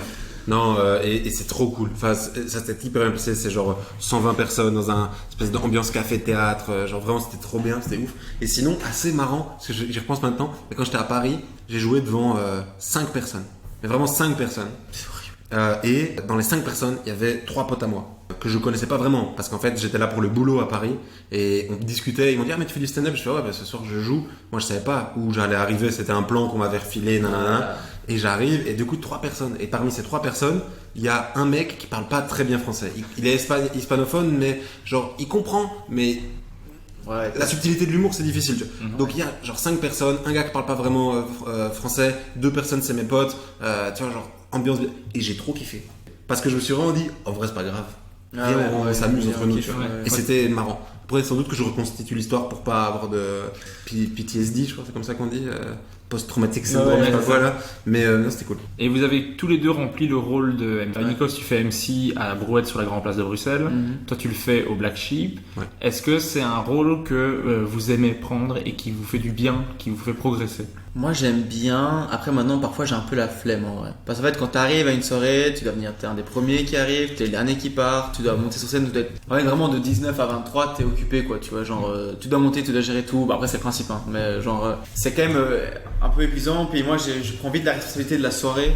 Dans le sens où je me dis putain si ça se passe mal c'est ma faute, alors qu'en vrai genre en fait c'est aussi la responsabilité des humoristes de faire un bon passage. En fait c'est normal, le présentateur il doit mettre les bases, dire qu'il faut applaudir machin, expliquer le concept aux gens qui connaissent pas, dire couper ses téléphones, voilà il doit faire tout ça. Après il chauffe un peu le public, après c'est un peu aussi up to les humoristes de juste faire son set, être drôle et être efficace, et que si le public est un peu plus froid de le chauffer aussi, c'est aussi le taf d'un humoriste en fait. Et donc moi parfois j'ai tendance à oublier ça et me dire non c'est moi, si là ça se passe mal c'est de ma faute. Genre j'ai eu ça une fois à la Brouette là il y a pas si longtemps. Putain, c'était l'enfer. Je commence. Et normalement, franchement, la Brouette, il y a une bonne ambiance. Ouais. Moi, en tant qu'MC, j'atteste vite la sympathie du public et tout. Et donc, ça se passe généralement bien. Et là, ça commence. Et il y a à chaque fois des petites couilles qui se passent, des petits trucs, hein, le micro, le machin. Et puis après, il y a des gens sur scène au tout début qui parlent. Et on a une interaction hyper chelou. Donc, ça refroidit un peu le public. Ils se disent, oh, on est où là? Et puis, il y a 2 personnes, je leur parle comme à Avignon. Je leur parle et ils me disent, non, mais vas-y, fais ton truc. On est venu ici pour rigoler. Et je suis là, ok. Et du coup, moi, je commence à être désemparé. Et je savais pas gérer la situation. Et du coup, je commence à essayer. Le public, il est froid, as fuck, j'arrive pas à m'en sortir. Et je suis là en mode, en fait, je sais plus quoi faire. Genre, c'est la première fois que je me trouve dans une situation où je suis bloqué, je sais pas comment chauffer le public, quoi. Moi, j'étais à la régie, qui est à côté, et il a vraiment tourné sa tête en qu'est-ce que je fais? Et moi, je fais, c'est ton boulot. Là, moi, j'étais juste en mode, bon, ben, c'est baisé, quoi. Et donc, j'ai envoyé le premier. Je savais que je l'ai envoyé sur un beat, quoi. C'était Nathan, justement, qui m'avait invité au bout du. Ok. Ah, voilà, pauvre. Je l'ai envoyé sur un bid. Ah, le pauvre. C'était sûr. Je crois que je lui ai même dit désolé en passant le micro, quoi. Et les 2 premiers ont pris un bid. Ouais, c'est ça. Et c'était 2 personnes qui venaient pas de Belgique. Oui, c'était 2 personnes, un français et une québécoise, et on reviendra jamais. Et en fait, et on leur avait tous vendu la Brouette, t'inquiète, c'est un beau lieu, la grande place. Grande place, t'inquiète, ta. Après, ils ont pris un tunnel, genre, et moi je vois ça et je me dis, ah, c'est ma faute. Et alors qu'ils sont drôles, tu vois. Les conditions faisaient que c'est compliqué, quoi. Ça pour dire que MC, oui, c'est cool, mais ça a des responsabilités et du coup, il faut savoir les prendre. Et toi, Julien? Moi, j'adore, mais j'ai fait un travail personnel pendant les vacances ici où je me dis que la façon dont on fait MC en Belgique est pas la meilleure, je crois. Donc l'année prochaine, je vais changer ma façon de faire MC, donc je vais plus repasser entre les artistes. Il va te faire nu. Ouais, exactement. Je vais plus repasser entre les artistes, je vais faire au début, avant la pause, après la pause, puis à la fin, pour encadrer la soirée, mais vraiment pas passer entre les artistes parce que je trouve que j'apporte rien à ce moment-là en fait. À part tirer la couverture, qui parfois est une volonté assez normale en fait. C'est genre quand t'es à l'aise en interaction, parler aux gens, machin, et je trouve que ça apporte pas grand-chose. Okay. Mais c'est un exercice que j'aime bien parce que moi, contrairement à Nikos, j'ai un peu ce côté contrôle fric où je kiffe bien le fait justement d'arriver tôt, partir, être sûr que ça soit carré, tac tac, les gens ont passé une bonne soirée, les gens disent ah j'ai trop kiffé, machin, le public, les humoristes, ça j'aime bien. Et le faire au KCT aussi, c'est cool. Par contre, au KCT, on gardera le format plus traditionnel pour introduire les gens. Parce qu'on est dans des soirées plus gala, machin. Non, je suis d'accord, moi je vais aussi prendre ce format sur la Brouette, c'est ce que j'ai fait la dernière fois. De ouvrir, clôturer la première partie, ouvrir, clôturer la deuxième partie. Mais je trouve que c'est un format qui marche bien quand la soirée se passe bien. Mais même si ça se passe pas bien. Mais non, mais encore une fois, c'est la même chose. Mais quand ça se passe pas bien, des fois tu peux redémarrer. Tu vois, si t'as vraiment quelqu'un qui t'imagines la responsabilité que tu mets sur le MC. C'est exactement ce que tu disais avant. C'est un truc de ouf, tu vois. Ah oui, tu mets plus de responsabilité sur le MC, mais des fois il peut récupérer un truc qui a été vraiment compliqué. Imagine, il y en a un qui fait un passage, c'est un beat complet où il dit des trucs que tu te dis. Je peux pas accepter qu'on dise un truc pareil. T'as déjà entendu des MC dire vraiment j'accepte pas ça? Ouais. Et qui baise l'ambiance? Non, quelqu'un qui vient de passer, quelqu'un vient de passer, il vient de dire un truc genre qui est homophobe, qui est raciste ou quoi, et le gars il dit, il était obligé de monter sur scène pour dire, Oui, au fait, oui. ce qu'il vient de dire, on n'est pas d'accord avec lui spécialement, on sait pas ce que les gens font. T'es obligé de dire ça. Sinon, c'est raciste, machin. sinon t'as des gens du public qui pourraient se dire. Je sais pas, c'est franchement.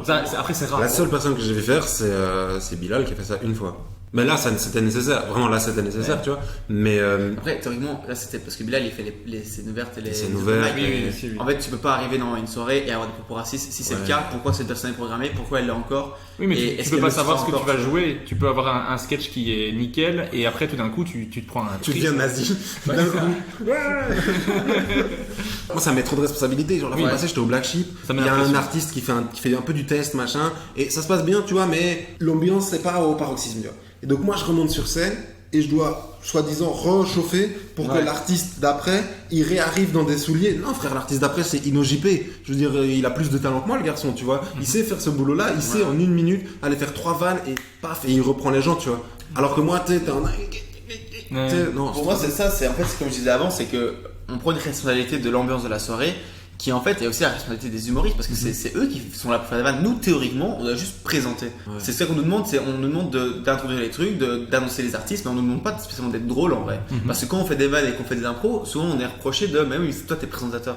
Et donc pour moi, juste l'humoriste, il passe après un beat, frère, c'est ton problème en fait. Je comprends les deux en fait. Oui, je comprends les deux, mais en plus, au-delà de ça, je trouve que les soirées en Belgique sont trop longues, quoi. Oui. Ça oui.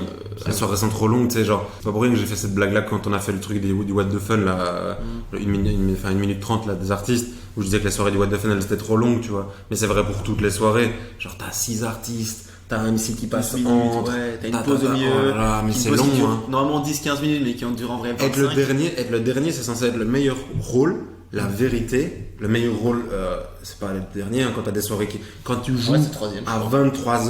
23h30, alors que la soirée elle a commencé à 20h30. Et que les gens sont là depuis 20h. Non. Voilà, c'est bien long. Moi je suis pour que les soirées soient plus courtes, comme ça il y aura plusieurs scènes par Mais oui, par mais jour. exactement. En fait, Oui. on devrait faire un truc d'1 heure et qu'après. Mais ça, le problème, c'est qu'à Bruxelles, ça marche pas. Parce que les gens sortent vraiment de chez eux, ils veulent passer une vraie Oui, soirée. Oui, mais il faut Au Black habituer Sheep, le public. Bah, après, au tu Black sais- Sheep, impossible de faire une soirée d'1 heure. Les gens viennent bouffer, les gens viennent machin, tu vois. Mais tu peux faire une soirée d'1h30 qui soit correcte, tu vois. Ouais, c'est où ça. les gens restent après, ils boivent un verre, ils boivent machin, et ils ont eu leur moment stand-up, Et puis, ouais. et ils profitent, ça profite à tout le monde, ils vont consommer davantage, ils vont rester parce qu'ils vont se dire, oh, mais il est que 22h30, ça va. Ah ouais. Par contre, s'ils voient qu'il est 23h30, t'inquiète qu'ils rentrent chez eux, tu vois. Ouais, c'est sûr. Si vous aviez un point en particulier à améliorer dans votre stand-up, ce serait lequel? Tout. Mais, mais peut-être un plus que les autres. Je veux dire, d'office en stand-up, tu dois toujours progresser dans tout. Mais est-ce qu'il y a vraiment un truc qui est plus faible? Par exemple, ça peut être l'écriture, ça peut être le jeu, ça peut être la gestion de la salle. Moi, je dirais que c'est l'écriture pour moi. L'écriture. L'écriture est l'axe des trucs. Et si je peux rajouter quelque chose, c'est ficeler une manière de dire mes choses, tu vois. Ok. Dans le sens où, en fait, j'ai des passages de mes sketchs qui sortent de la même manière à chaque fois, la même intonation, même rythme et tout. Mais la plupart des trucs, en fait, les transitions, les moments un peu, c'est un peu, je le fais au feeling avec les gens. Donc, ce qui donne bien parce que bah, ça donne vraiment un côté d'impro parce qu'on dirait que je le sors comme ça, parce qu'en fait, je le sors vraiment comme ça. Je sais où je vais, mais je sais pas comment. Ça peut être positif, ça. C'est positif quand ça marche, mais quand ça marche pas, t'es en mode bon, ben, Ça, j'aurais dû écrire. Ça marche aussi pour le texte écrit. Positif quand Oui, ça marche. oui, c'est vrai, mais souvent, je sais que, en fait, avoir un texte ficelé de ouf, ça te permet d'être rythmé, de vraiment calculer Ouais. tes silences quand il va et tout. Et du coup, je pense que c'est quand même un truc important que je suis en train de faire en fait. Et toi, Julien? Moi, je dirais l'écriture de blague, au sens la blague, vraiment La blague, quoi. l'idée de ce truc qui est théorisable, tu vois, dans l'humour. Ça, je pense que ce serait un point. J'aimerais bien réussir à écrire des one-line, tu vois, genre, même si c'est pas l'humour qui me touche, parce que moi, je suis pas dans ça, mais je trouve ça très fort, les gens qui y arrivent, tu vois, genre en deux lignes, ils ont une blague, tu vois. Ça, je trouve ça très fort. J'aimerais bien réussir à faire ça. Après, si j'y arrive pas, mais j'aimerais bien travailler ça. Et sinon, je dirais, c'est marrant parce que je suis pas très stressé, mais je me laisse très vite déstabiliser. Ouais. Donc, je vais rentrer Ouais. sur scène et très vite, genre, j'ai une blague que je fais toujours au début de mon set. Si ça rigole pas fort, je sais que le passage va pas aller, tu vois. Et ça, c'est que dans la tête, tu vois. Donc, je dirais ma gestion moins me laisser déstabiliser. Parce que quand je me laisse pas déstabiliser, j'arrive à, tu sais, surfer sur les rires, et là, ça part, tu vois. Mais très vite, je me fais déstabiliser.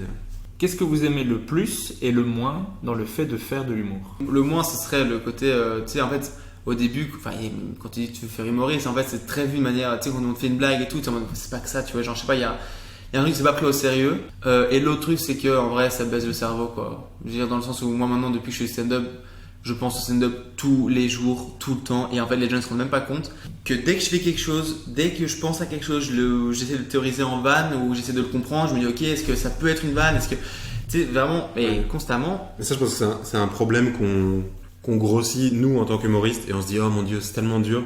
Non, La vérité, je pense que c'est juste parce que c'est devenu ton boulot. Franchement, je sais pas parce que. Parce que tu sais, il y a plein de gens, ils ont des boulots hyper prenants.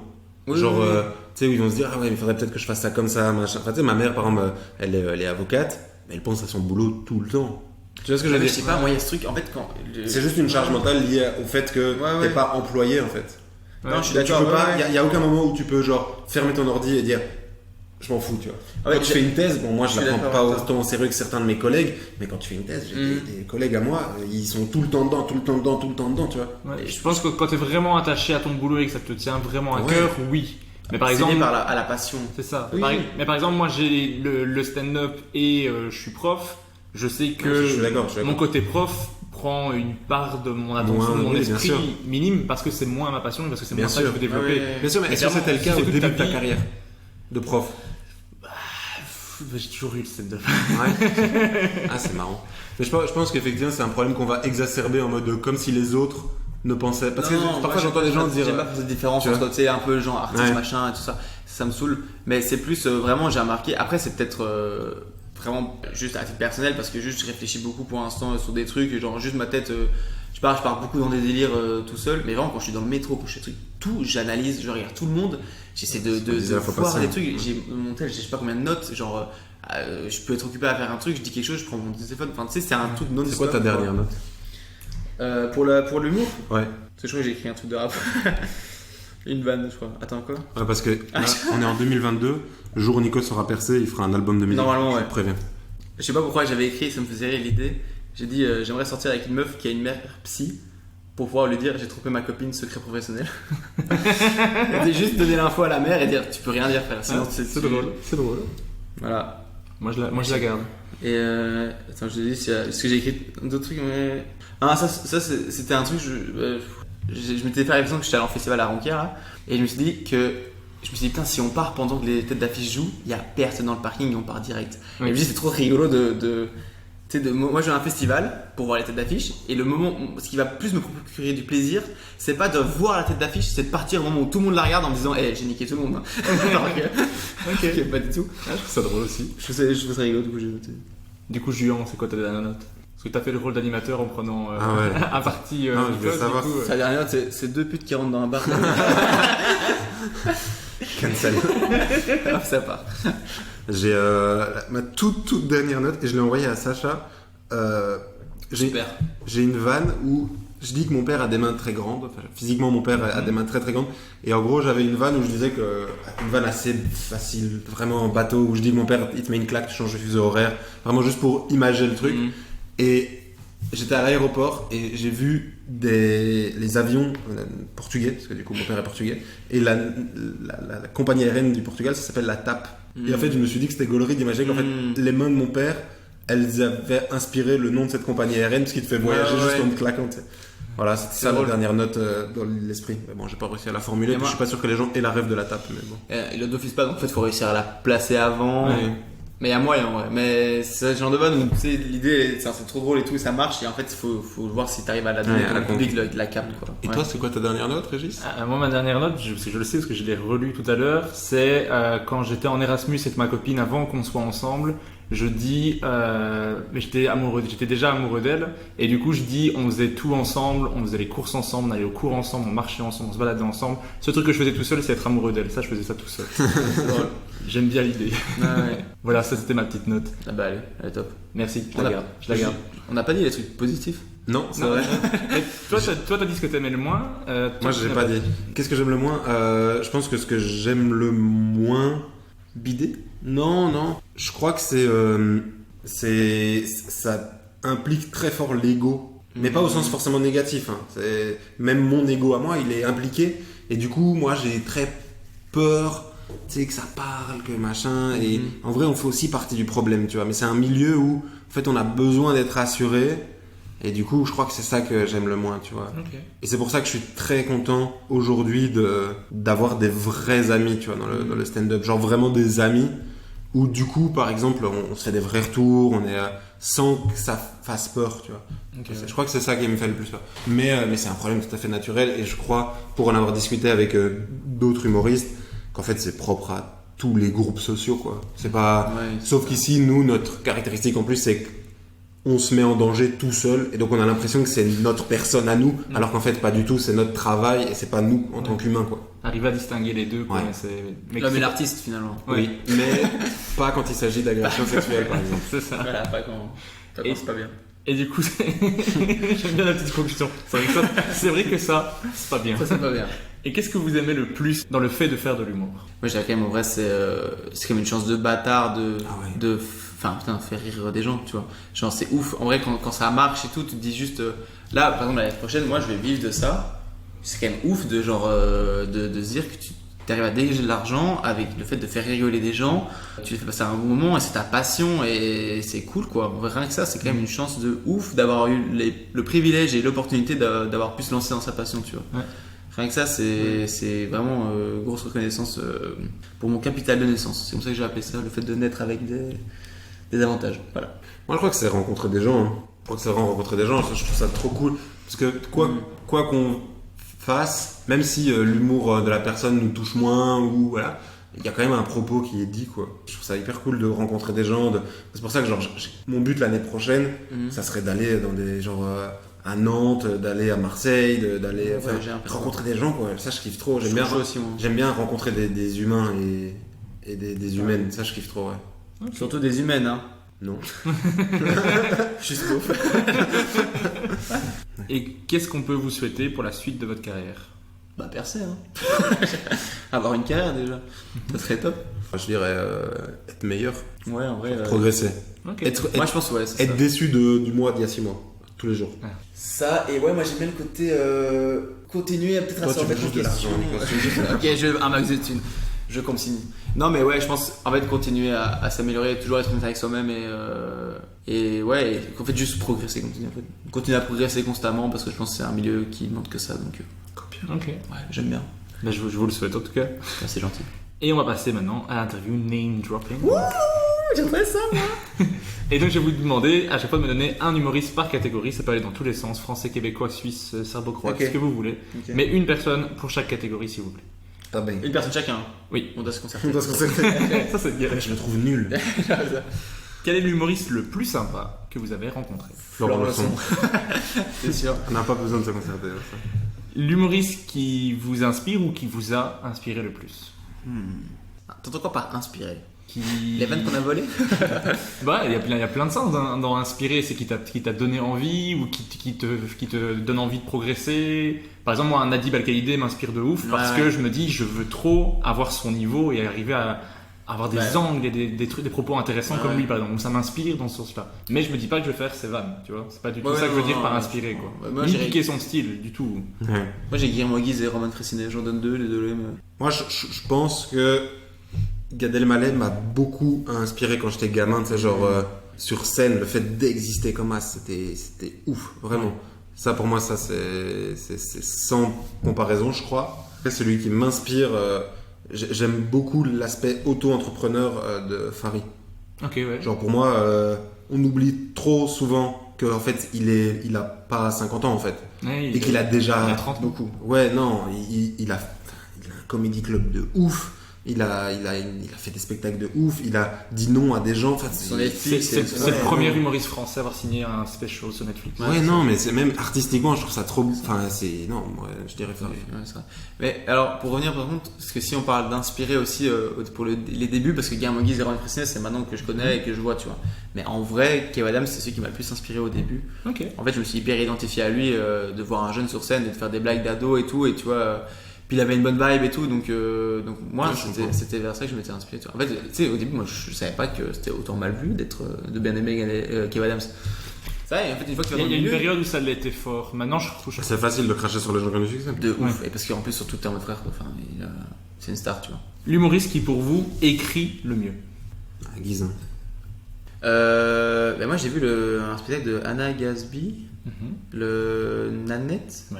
Ah, c'est bien, je trouve. Très très fort parce que c'est autant très drôle et autant parfois tu vois c'est la vraie déclamation qu'elle interprète super bien et qu'elle vend de ouf et t'es en mode ok donc t'as été hyper dans l'énervement et maintenant tu passes à la comédie et donc pour ça il faut une technique d'écriture de fou et parce qu'en fait tu vois que parfois quand elle dit des passages de son spectacle c'est comme un discours politique dans le sens où il y a des répétitions bien choisies, c'est vraiment de la déclamation et c'est très bien écrit. Donc moi je trouve que en termes d'écriture, elle m'a surpris sur ce spectacle-là, j'ai pas vu d'autres donc je sais pas dire. L'humoriste qui pour vous joue le mieux? Richard Pryor. Baptiste Kaplan. Non, Richard Pryor. Non. Qui? Richard Pryor. Je connais pas. Oups. Sorry. Ouais, si ça vaut le coup d'aller voir. Ouais. Ouais. Ça Ou va. Alex Lutz. Oh oui, Alex. C'est fou. Quand C'est tu pas, dis- c'est pas vraiment un stand-up Alex Lutz, mais Alex Lutz Ouais. c'est fort. Bah ouais, je sais Mais pas quand si tu tu dis dis joue, humoriste, c'est, hein, donc ouais, mais c'est trop- le moi, sens je- large, hein. Quand tu dis joue, c'est qui interprète, qui vend. Qui le mieux, interprète, qui vend ses vannes quoi, le mieux quoi. Ok. Après, moi, je trouve que tous les humoristes Ça patte et son. qui arrivent à te faire croire qu'il te raconte une histoire pour la première fois, c'est qu'il est arrivé à un niveau de jeu. En fait, quand il te fait croire que c'est facile, c'est qu'il est arrivé à un niveau de jeu de ouf, tu vois. Genre, j'ai été voir le spectacle de Redouane Bougueraba et en fait, j'avais entendu plein de choses sur le spectacle. Moi, je m'attendais à avoir beaucoup plus d'impro que ça. En fait, il n'y a pas autant d'impro qu'on l'imagine. Il est très fort en impro. Mais en fait, quand il te raconte ses blagues et ses histoires et tout, t'as l'impression qu'il te raconte ça comme si t'étais un pote, en fait. Alors que tu sais, toi, en tant qu'humoriste, que c'est pas le cas, tu vois. Et donc là, pour moi, il y a un niveau de jeu, tu vois. Enfin, il y a... D'office. J'avoue, vraiment, Mais Richard Pryor, ouais. pour partir là-dedans, je dirais aussi peut-être Gad Elmaleh en vrai. Parce qu'en vrai, on a beau dire ce qu'on veut, mais genre. Ouais, c'est fort. Hein. Il joue, je l'ai vu 2 fois en spectacle à Forêt, ouais. Et bon, déjà, c'était pas la même chose à chaque fois, donc c'est fou que devant. En fait, lui, un Zénith, c'est devenu une scène normale où il va adapter des petits trucs, il va oublier une vanne de temps en temps. Enfin, c'est ouf à quel point c'était pas vraiment à 100% la même chose. Mais moi, je l'ai revu jouer au Paname. Ouais, il était venu passer au Paname. Et il a fait un passage de son spectacle et il l'a vendu. On aurait vraiment dit qu'il racontait ça en impro. Et tu sais, il rigolait, il mettait son micro comme ça sur sa cuisse et il se marrait vraiment. Je dis, frère, t'as dû répéter ce truc, mais 1000 fois. Et il le vend toujours comme si c'était la première. Et je me suis dit, ok, d'accord, en fait, on doit pas être lassé de ces textes et on doit vraiment les vendre. Tu dis, personne n'a entendu ce que je viens de dire, je le vends comme si c'était la première. Et là, moi, j'ai quand même pris une petite claque en voyant ça. Un humoriste qui vous a surpris dernièrement? À l'open mic de Bilal, j'ai vu un gars qui s'appelle Félix. C'était sa 4e scène. Et il a fait un truc que j'ai pas vu à Bruxelles encore. Et c'était ouf. Vraiment, c'était ouf. 4e scène. Et bon, attention qu'il y a plein d'imperfections de la 4e scène. Hein, mais vraiment, c'était fou. C'était très beau. C'était très drôle. Voilà. Okay. Je dirais lui. Ouais. Moi j'ai vu Pascal, je sais pas s'il écoutera, mais je l'ai trouvé très très fort parce que je crois que c'était sa 2e scène quand je l'ai vu. Et j'étais là, waouh, j'aurais voulu être à ce niveau-là, 2e scène. Quoi. Pascal Leçon. Est-ce que j'étais surpris à Avignon ou pas? J'ai pas vu tellement de gens en fait. Mais ça peut aussi être quelqu'un que tu connaissais d'avant mais qui est revenu plus fort et tu te dis waouh, ça m'a surpris à ce niveau-là quoi. Par exemple, genre Kouz dans l'épisode du Kings disait Adèle parce que quand il est revenu du confinement, il est revenu beaucoup plus fort. Ça peut être quelqu'un que tu connais déjà quoi. En fait, je suis pas objectif, j'ai envie de dire Jules Degrave parce que. Mais non, mais il t'a pas surpris parce qu'on le connaît, on le connaît. Jules, on le mettra après. On fera ça promo plus tard. On le dira à un moment donné. Attends, qui m'a surpris, bon, ça devient long, je t'avoue, je sais pas. Moi, je rajoute un truc, Série Nayari aussi. Okay. À la dernière du Black Sheep, elle a fini et elle a fait des nouvelles vannes, genre du test. C'était fou, vraiment. Et dans autre chose, j'avais jamais vu Cérine faire ça. Ça m'a surpris. Ok. Ah ben, j'en ai un. C'était hier midi. Donc, j'ai clairement cherché dans mes souvenirs les plus proches. Donc, c'est pas spécialement ce qui m'a le plus surpris, mais ça m'a surpris. C'est Bénin. Ouais, Bénin, il Parce que, ouais, il est en train, ça se voit qu'il est en train de travailler et tout. Et là, il a fait un passage de son sketch qui, du coup, commence à être maîtrisé. Et il l'a vendu. Parce qu'on a un brunch à midi, donc c'est quand même des conditions pas faciles. Et il a vraiment vendu avec son corps, il se tournait, il jouait. Et donc, je me suis dit, putain, beau gosse, tu commences à bien maîtriser ton set et tu l'as bien vendu, tu vois. Bénin, que vous pouvez retrouver dans l'épisode précédent avec Adèle. Plaisir. Son boulot. Et maintenant, je vais vous demander de choisir entre 2 humoristes. Jules. Et vous devez me dire. J'allais faire la même blague. Jules. Et vous devez me dire lequel des 2 vous fait le plus rire, mais vraiment celui qui provoque le plus de rire. L'autre, ce que vous ne choisissez pas, ne veut pas dire qu'il n'est pas drôle. Si, ça veut dire qu'il est éclaté. Juste que vous l'aimez un tout petit peu moins, mais ça peut être un 0,1%. Pas de souci. Arrête de vouloir plaire à tout le monde. On sait que tout le monde a du talent. Question. Est-ce qu'on prend en compte le fait qu'il nous fasse rire dans la vraie vie ou pas? Non, uniquement Sur scène. Ah, uniquement d'accord. sur scène. Ok. Et le premier choix m'a été soufflé par Julien il y a longtemps quand je lui ai demandé que j'allais faire un épisode avec Nikos. Je savais. Il m'a dit de te poser la question entre Guillermo Guise et Roman Fressinet. Une personne. Mais du coup, il va devoir y répondre aussi puisque il est dans l'épisode. En vrai, Moi, Roman, ça me touche. Et Guise, je trouve ça trop fort. Ouais, moi, moi aussi, en vrai, les 20 premières minutes de Guise dans son spectacle, c'est fort. Tu vois. Mais qui est-ce qui vous provoque le plus de rire? Vous allez rire le plus. Oh, putain, je sais pas. En vrai, j'irais peut-être Roman Fressinet quand même. Ouais, moi aussi. Après, on a vu tous les deux spectacles assis côte à côte. On n'a pas beaucoup rigolé quand même. Non, on rigole pas beaucoup. Parce mais... qu'on était vraiment dans l'analyse, tu vois. C'est trop marrant parce que moi je l'ai vu au Cirque Royal, je crois, la veille de vous. non, c'était- Moi je pleurais. Mais moi je suis non. pas du tout dans l'analyse quand je regarde un moi, ça film. l'enfer. Enfin, si je le suis, mais après. Moi, je rigole plus. C'est super chiant en fait. Ouais. Ah ouais. Tu sais, moi, je regardais, je suis allé voir Cigale et Malais et j'ai ma pote qui me regarde, il me fait genre, mais tu ne rigoles pas. J'étais, oui. Non, moi, je dirais Roman. Ouais, j'irais quand même Roman parce que moi, les axes me surprennent à chaque fois. Après, Guise, très C'est très bon, fort. c'est bon, Ouais, on le sait. Enfin, il le sait, donc j'irai pas de le citer à chaque fois. Mais moi j'ai manqué des passages du spectacle de Roman parce que je riais trop et qu'il fallait que Ah ouais, ok, je d'accord. pleurais, j'ai raté des vannes. Quand j'ai revu le spectacle, j'ai fait mais j'avais pas vu ça. Ah ouais, t'as trop. Et j'étais là trop bien. Entre Shirley Soignon et Fanny Ruet. Bah, Fanny, ouais. Ouais, pour l'instant, Fanny, la dernière fois que je l'ai vue, elle m'a quand même Ouais. surprise. C'était quand même drôle. Ouais, donc, Fanny. Entre Haroun et Adib Al-Khalidé. Adib. J'étais très vite, mais pour moi. Je crois à Adib aussi. Pour moi, Adib, c'est trop fort. Hein. Non, mais j'aime beaucoup Aaron aussi, mais ouais, c'est vrai que. Après, j'ai pas vu beaucoup de trucs d'Adib en vrai, donc faudrait que je regarde, mais je sais que c'est un humour qui va plus me déclencher un rire que Aaron, tu vois. Donc je dirais ça. Mais pour moi, Haroun, c'est C'est trop fort. Hein. trop fort aussi. Ouais. Entre Kian Kojandi et Farid. Farid. Farid. Entre Sacha Ferra et Lorenzo Mancini. Jules Jules. Sacha. Ouais, moi je dirais Sacha aussi. C'est un humour qui ressemble plus en fait. Entre Lola Destienne et Oriane Garcia. Je crois que là maintenant je dirais quand même Oriane. Ouais, pareil, je pense. Je pense. Après on en parle dans 3-4 ans. Entre Adèle et Bénin. Vas-y, c'est trop dur Ouais. ça. Moi, ah ouais. Je sais pas, moi, je sais pas, tu dirais qui? Je dirais Benin. Ouais, moi aussi, j'aurais dit Benin. Je dirais Benin juste parce que c'est pareil, en fait c'est vraiment des trucs de rythmique qui moi me correspondent plus, tu Ouais. vois. Pour moi, aujourd'hui, il arrive à vendre son matos. En fait, là, récemment, je trouve qu'il a. Je pense que si tu m'avais posé la question il y a genre 6 mois, le déclic que Adèle a eu il y a 6 mois, dont Couche parlait, en fait, Benin, il occupe à l'avoir maintenant. Donc aujourd'hui, je dirais Benin. Parce qu'il travaille de ouf. Genre, c'est tous les lundis, Ouais, il il joue fait, beaucoup. tous les lundis, il a son plateau où il fait 5 nouvelles minutes. Tu sais, il taffe, quoi. Entre Florent Lausson et Gaëtan Delferrière. Florent. Oh, putain, ça c'est dur pour moi. Non, Parce que Florent, les deux. moi. Ah ouais. Oui, mais Gaëtan, il est très fort, hein, mais faites-moi Florent. Putain, moi franchement, je Mais Florent, moi, je vois la personne qu'il est derrière quand il est sur scène, Ah, et ça me ouais, fait oui. rire, tu vois. Je comprends, mais moi Gaëtan en fait ça me. Il y a une forme de candeur derrière. Ça me fait très fort rire aussi. Après, je crois que je vais peut-être partir aussi sur Florent dans le. Pareil, encore une fois, c'est une question de rythmique en fait. De juste de. Ça me ressemble plus que ce que Florent fait, ce que je fais moi. Et du coup, ça me touche plus parce que bah, c'est l'humour qui me touche, quoi, tu vois. Ouais. Après, j'arrête pas de vanner Gaëtan sur son truc de Joséphine, j'arrête pas de lui dire que j'aime pas.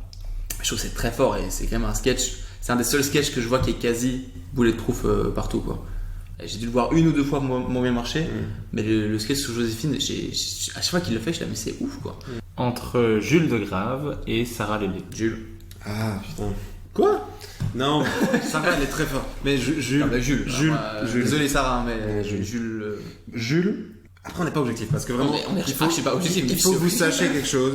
C'est que Jules, Sacha, Nikos et moi-même, on passe notre vie ensemble. Ouais, c'est. Clairement. Et Jules Degrave, pour moi, et je l'ai dit à tout le monde, le jour où il sera sur scène comme il est avec nous, c'est la personne la plus drôle de l'histoire. Il faudra. Ouais, en Ouais. fait, moi j'attends. Mais c'est normal, hein, ça fait 6 mois, je crois, 1 an qu'il fait ça. Donc, Ah non, ouais. le jour où il y a le déclic qui va être fait, parce qu'on a toujours un moment d'un déclic où tu arrives à être toi-même sur Toi. scène, tu vois. Aujourd'hui, il est moins drôle que ça. Ah, Aujourd'hui, moi je sais pas. aujourd'hui sur scène, il Moi, fait je- moins moi, rire je que sais ça. pas. Non. Mais enfin, Non, mais moi je suis pas d'accord. Je trouve qu'il a Il est fait. trop drôle. Il est très drôle, même sur scène, moi il me fait fort rire. Donc moi je dirais Jules, je maintiens. Jules, c'est pour toi. Et qui est-ce que vous voudriez entendre dans le prochain épisode? Jules. Il y a de l'argent. On est sponsor par Jules. Qui je voudrais entendre dans le prochain podcast? Ça peut être dans des gens connus. Bien sûr. Ça serait Et nul que ça je peut être des dise. gens connus, pas connus, francophones, anglophones. Bah, en vrai, on a dit François FK et Talib. Ouais, moi j'ai dit François FK et Talib, ouais, je trouve ça intéressant de les avoir. Ça peut C'est être cool. Hein. c'est en contact pour le faire. Ouais. T'as déjà eu. Oui, non, t'as déjà eu Florent et tout. Ouais, Ok, Laurent c'est Gaëtan. Ah, moi j'arrive tard, moi. Ouais, moi Moi, je trouverais ça très intéressant. J'y ai pensé, j'aurais jamais l'énergie, donc je te donne cette idée. C'est de revoir les gens que t'as vus, mais genre, tu sais, dans 5 ans, quoi. Ok, ouais. Il y a des gens, j'aimerais savoir comment. Parce qu'en vrai, moi, j'ai accepté ton invitation seulement parce que je trouve ça marrant de me dire, ok, j'ai une capsule temporelle qui va être écoutée vraiment par 2 personnes. Personne ne va arriver jusqu'à ce moment-ci. Non, vraiment. Si. Non. D'ailleurs, si vous écoutez jusqu'à maintenant, notez juste en commentaire si. Ça vraiment, tu vas juste avoir les fans de Sefiu. T'auras Jules. T'auras Jules. Si. Merci Non, les mais- gars. Non mais Non, mais c'est juste que je sais qu'il y a Oui, des oui. gens qui écoutent tous les épisodes jusqu'au bout. jusqu'au Bah, vous bout, êtes ouais. très courageux Ça fait plaisir. et courageuse. Non, moi j'ai accepté parce que je me dis, j'en ai parlé à Nicolas. Je considère que j'ai pas vraiment de légitimité, tu vois, genre quand tu vois les gens que t'as interviewés et tout, frère, j'ai rien à dire, quoi. Vraiment, ma vision du stand-up, ça fait 1 an que j'en fais, nul. Mais je trouvais ça marrant de me dire, dans 10 ans, je pourrais réécouter et voir ce que tu sais, un peu les interviews Billie Eilish, qui elle fait son interview tous les ans, bon elle c'est tous les ans et puis ça augmente à ce fuck, mais de voir ce que moi-même je disais il y a 10 ans, et que dans 10 ans je me dise, waouh, mais t'étais bête. Ok. C'est pour ça que j'ai accepté et je te remercie. Avec grand plaisir. Bah, d'ailleurs, merci à tous les deux d'avoir accepté de participer, d'avoir répondu à toutes mes questions. On a fini à l'heure que Nikos nous avait donnée. C'est parfait. C'est incroyable. Si, Donc, ça fait merci 10 minutes beaucoup. que je dois pisser de ouf. Bah, je te donne ça comme info pour la fin du podcast, c'est cadeau. Je le laisse. Bah, tu le sais si tu veux, mais en tout cas, merci pour l'invitation, c'était très cool. Donc, j'espère que ça a plu et que c'était chouette. Merci beaucoup. Merci à toi.